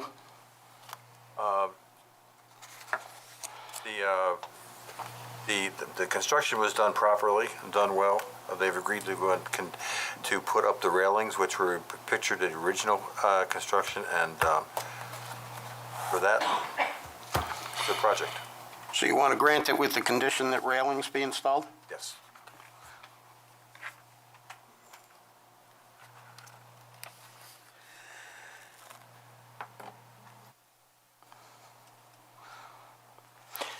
I assume that you're also asking to support that there's no possible adverse change to the character of the neighborhood, that the alternatives that don't require a variance are impractical, given that it's already been installed on the belief represented by the contractor that a permit wasn't required, that it's not a substantial request, that it won't have an adverse effect on the physical or environmental conditions if granted, and that it's not a self-created hardship? Okay. I'll second it. Well, Mr. Evans seconded. Oh, I'm sorry. That's all right. I just wanted to clarify the findings. Yep. All right. Any discussion? All those in favor say aye. Aye. Aye. Any opposed? Any abstentions? Motion carries. 5 votes in favor.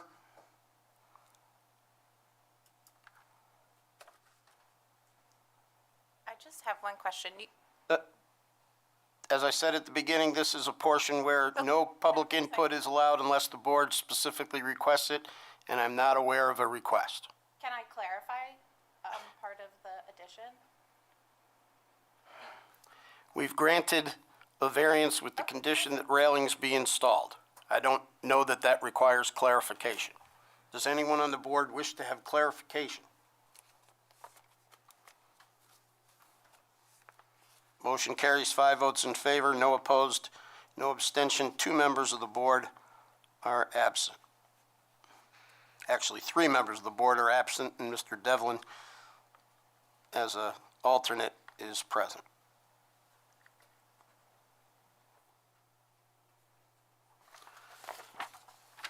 The next item on the agenda is an application pertaining to 170 Bayside Drive. This is also a type 2 action for seeker purposes. Does anyone wish to make a motion with respect to this application? I'll make a motion to accept this application. There's no adverse effect to the neighborhood. Matter of fact, it's an improvement to the neighborhood. It eliminates some health hazards by taking down the garage that's leaning sideways, so I grant that motion. Second. Any discussion? All those in favor say aye. Aye. Any opposed?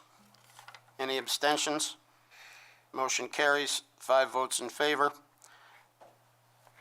No opposed, no abstentions. 3 members of the board remain absent. Mr. Chair, I'm sorry, I missed who seconded that motion. I did. Mr. Upson. Thank you very much.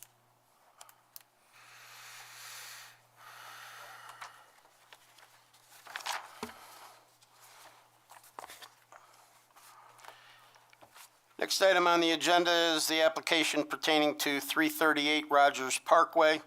This is also a type 2 action for seeker purposes. Does anyone wish to make a motion with respect to this application? I'll make a motion that we approve it. Based on the fact there'll be no negative effects to the neighborhood, no detriment to the school next door. The only alternative is no fence at all. It's not a substantial request. It will end up blocking a lot of the headlights from the people that are parking at the school, and there'll be no other physical adverse effects other than just a new fence being built. Is there a second? Second. Any discussion? All those in favor say aye. Aye. Any opposed? Any abstentions? Motion carries. 5 votes in favor. No opposed, no abstentions. 3 members of the board remain absent.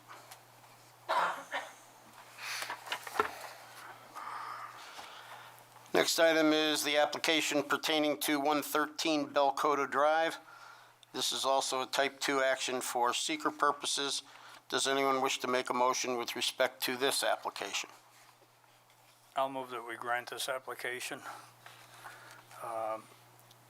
With following findings, I don't see that where this will cause any undesirable changes of character in the neighborhood. There are other alternatives, but it would make the house look funny if they had to move the addition over 3.5 inches or whatever it was. It's a small, it's not a substantial variance. We're talking about 3.5 inches. There should be no adverse physical or environmental impact in the neighborhood. It is self-created, obviously, because they want to build the addition on, but it would make the house look undesirable if they built it without the variance or in conformance. I'll second. Any discussion? All those in favor say aye. Aye. Any opposed? Any abstentions? Motion carries, 5 votes in favor, no opposed, no abstentions. 3 members of the board remain absent.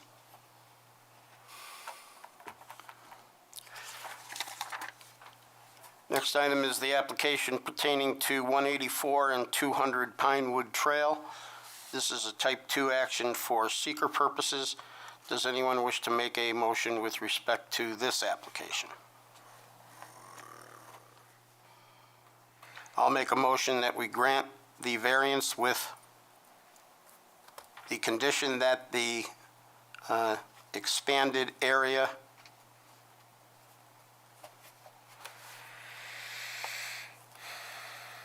of 200 Pinewood is not to be used for storage.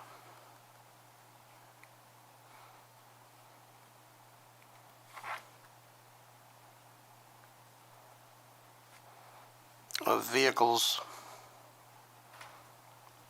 boats, trailers, or items of a similar character. With the following findings.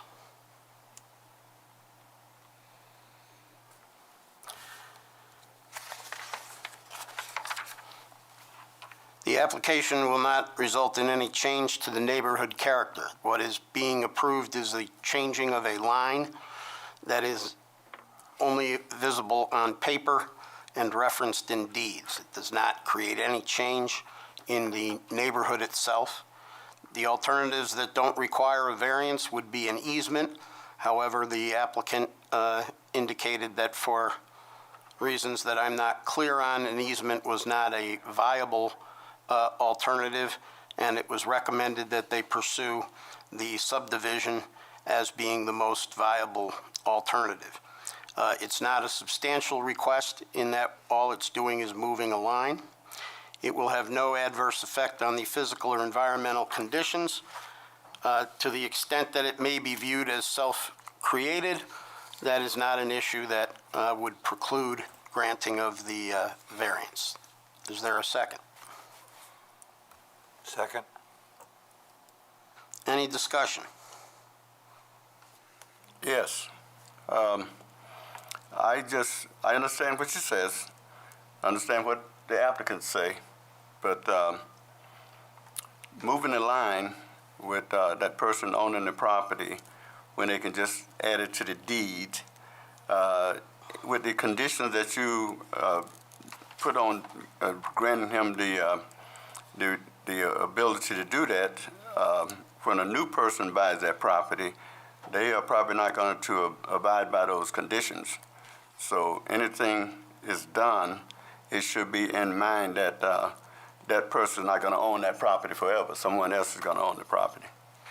Well, the condition of a variance runs with the land from owner to owner. So the new owners, whenever they are, would be bound by that condition. If they know about it. Okay. Any other discussion? All those in favor say aye. Aye. Aye. Any opposed? Yes. Any abstentions? Motion carries. 4 votes in favor, 1 opposed, 1 abstention. 3 members of the board remain absent.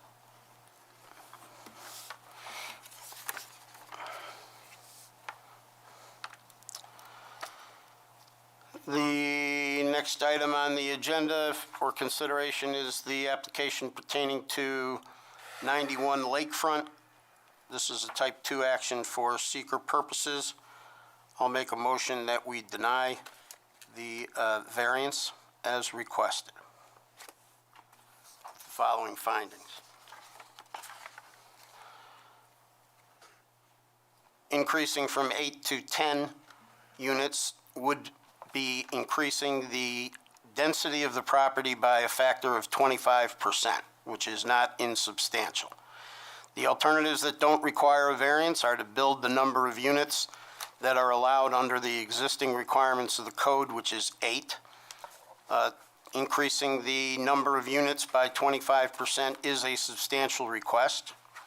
The effect on the physical or environmental conditions, if it's granted, would just be, as I indicated, to increase the density.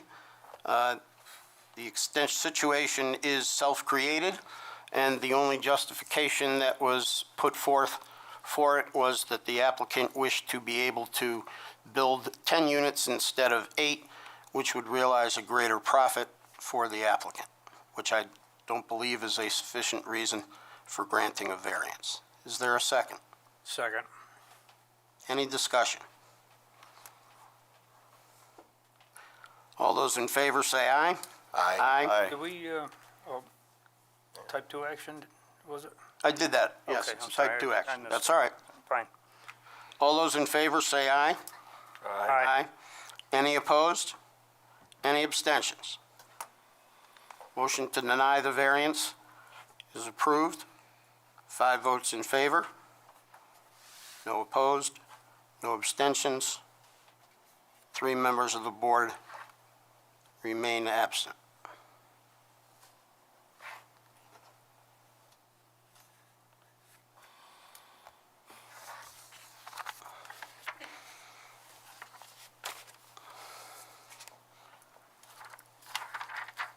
The next item for consideration by the board is the request for interpretation with respect to the variance previously granted for 36 Madison Terrace. This is a type 2 action. Yes, and I can just give some... For seeker purposes, I'm sorry. Sure. So just to give some additional context to what we're looking at here, we've prepared a draft resolution for you all to look at, and essentially what this draft resolution does is it clarifies the date that the variances issued by this board on January 9th, 2023 expire. So given that the withdrawal of the appeal happened on March 29th, 2024, this resolution clarifies that the resolution, or that the variances rather, will no longer be valid on March 29th, 2025, with the important caveat that in the event that this is further challenged, that this application is further challenged, the variances are further challenged, the variances will not expire until 1 year after the date that those challenges are final.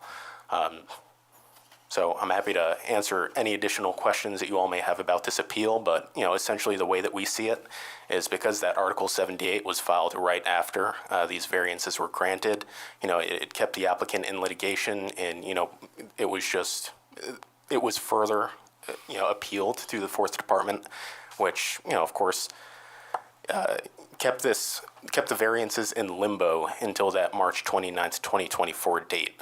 So, if you were to look at the language and the, supposed condition in the variance, that would really have the effect of making it so the applicant could not pull their building permit because, the applicant was still under review, under appeal on January 9th, 2024. So this draft resolution makes it so, now the applicant has a full year from the March 29th, 2024 date to exercise their variance. Pending any other appeals or challenges. That is correct. Thank you. Thank you for explaining that in plain language that my feeble brain can now understand. It's hard for me as a lawyer. So in other words, that means the variance is still viable. That is correct, yes. And that would be the motion that I would make. I would also add to what our counsel indicated that it was not this board's intention at the time that variance was granted to impose a 1-year strict limit. The language that's contained in the variance was never discussed by this board. It was not part of the resolution that this board adopted, and it was never intended to be viewed in the way that the applicant, or Mr. Zoglin, is interpreting it. It was referenced the statute, and it only unfortunately referenced the first portion of the statute. But we never, in my view, intended at any time to indicate that while appeals were pending, that the applicant's time would not be extended based on the provisions of the town code that specifically provide for that. Is there a second? I second. All right. Any discussion? All those in favor say aye. Aye. Aye. Any opposed? Any abstentions? Motion carries. 5 votes in favor. 3 members are absent. There's no opposed and no abstentions.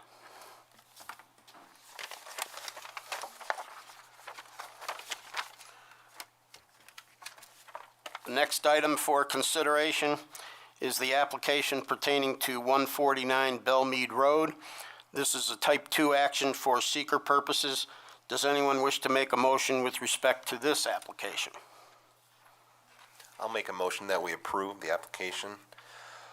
Based on the following findings of fact, there will be no undesirable change to the existing neighborhood, nearby properties. The addition will be placed in the back of the home. Minimal impact from the street view. There's no space to add a full bath on the, as they say, on the current floor plan.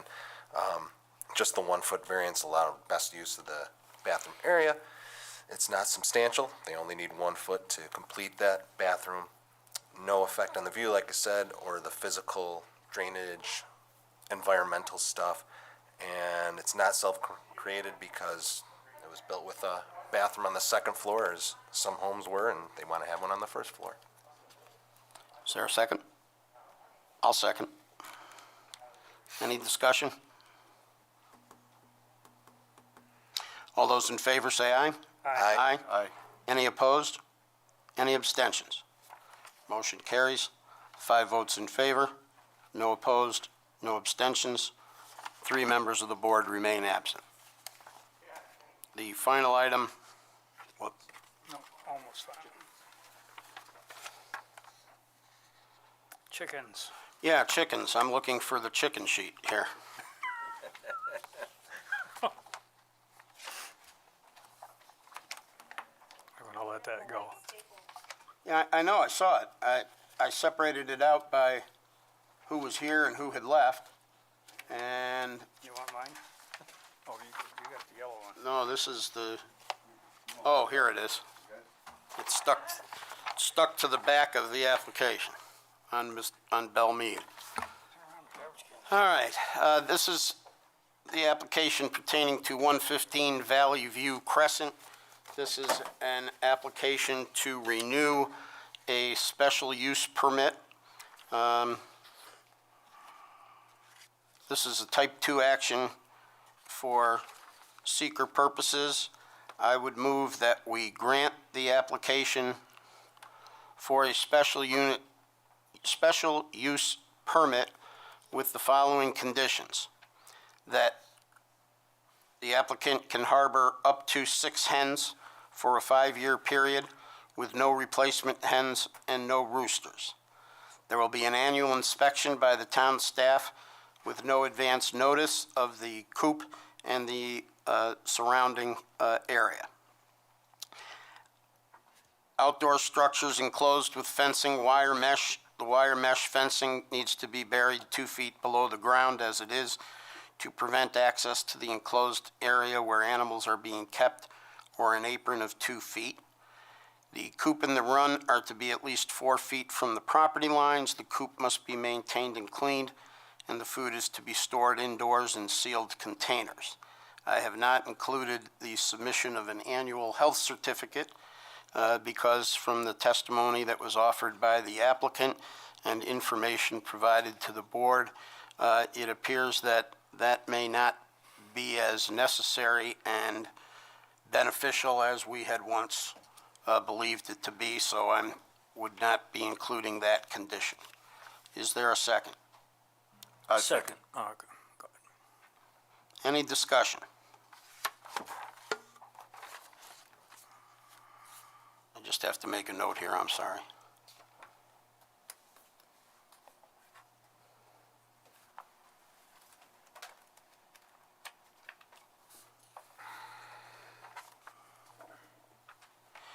All those in favor say aye. Aye. Any opposed? Any abstentions? Motion carries, 5 votes in favor.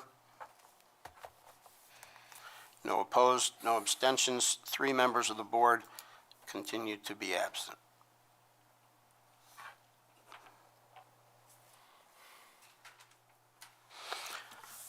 Along with the materials for the items that were on the agenda for this evening, I believe that everyone should have received, as I did, the proposed draft minutes from the meeting held on August 7th of 2023 and minutes of the meeting held on April 1st of 2024. With respect to the minutes for August 7th, 2023, we're going to have to defer consideration of those minutes to another meeting because we only have 2 of the members present tonight who were present on August 7th, namely myself and Mr. Englert. With respect to the minutes of the meeting of April 1st, 2024, has everyone had an opportunity to review the minutes of that meeting as prepared? And does anyone have any suggested changes, or revisions? Hearing none, I'll move that we approve the minutes as submitted pertaining to the April 1, 2024 meeting. Is there a second? Mr. Upson? Mr. Devlin was not present at that meeting. I was, Mr. Englert was, Mr. Evans, and Mr. Upson, so it's the four of us. All those in favor say aye. Aye. Any opposed? Any abstentions? Motion carries, 4 votes in favor, no opposed, no abstentions. 3 members of the board remain absent. And I believe that concludes, unless someone else has another item of business to bring before the board, I would make a motion that we adjourn. Second. All those in favor say aye. Aye. Any opposed? Any abstentions? Motion carries, 5 votes in favor, no opposed, no abstentions. 3 members of the board continue to be absent. And our meeting is adjourned.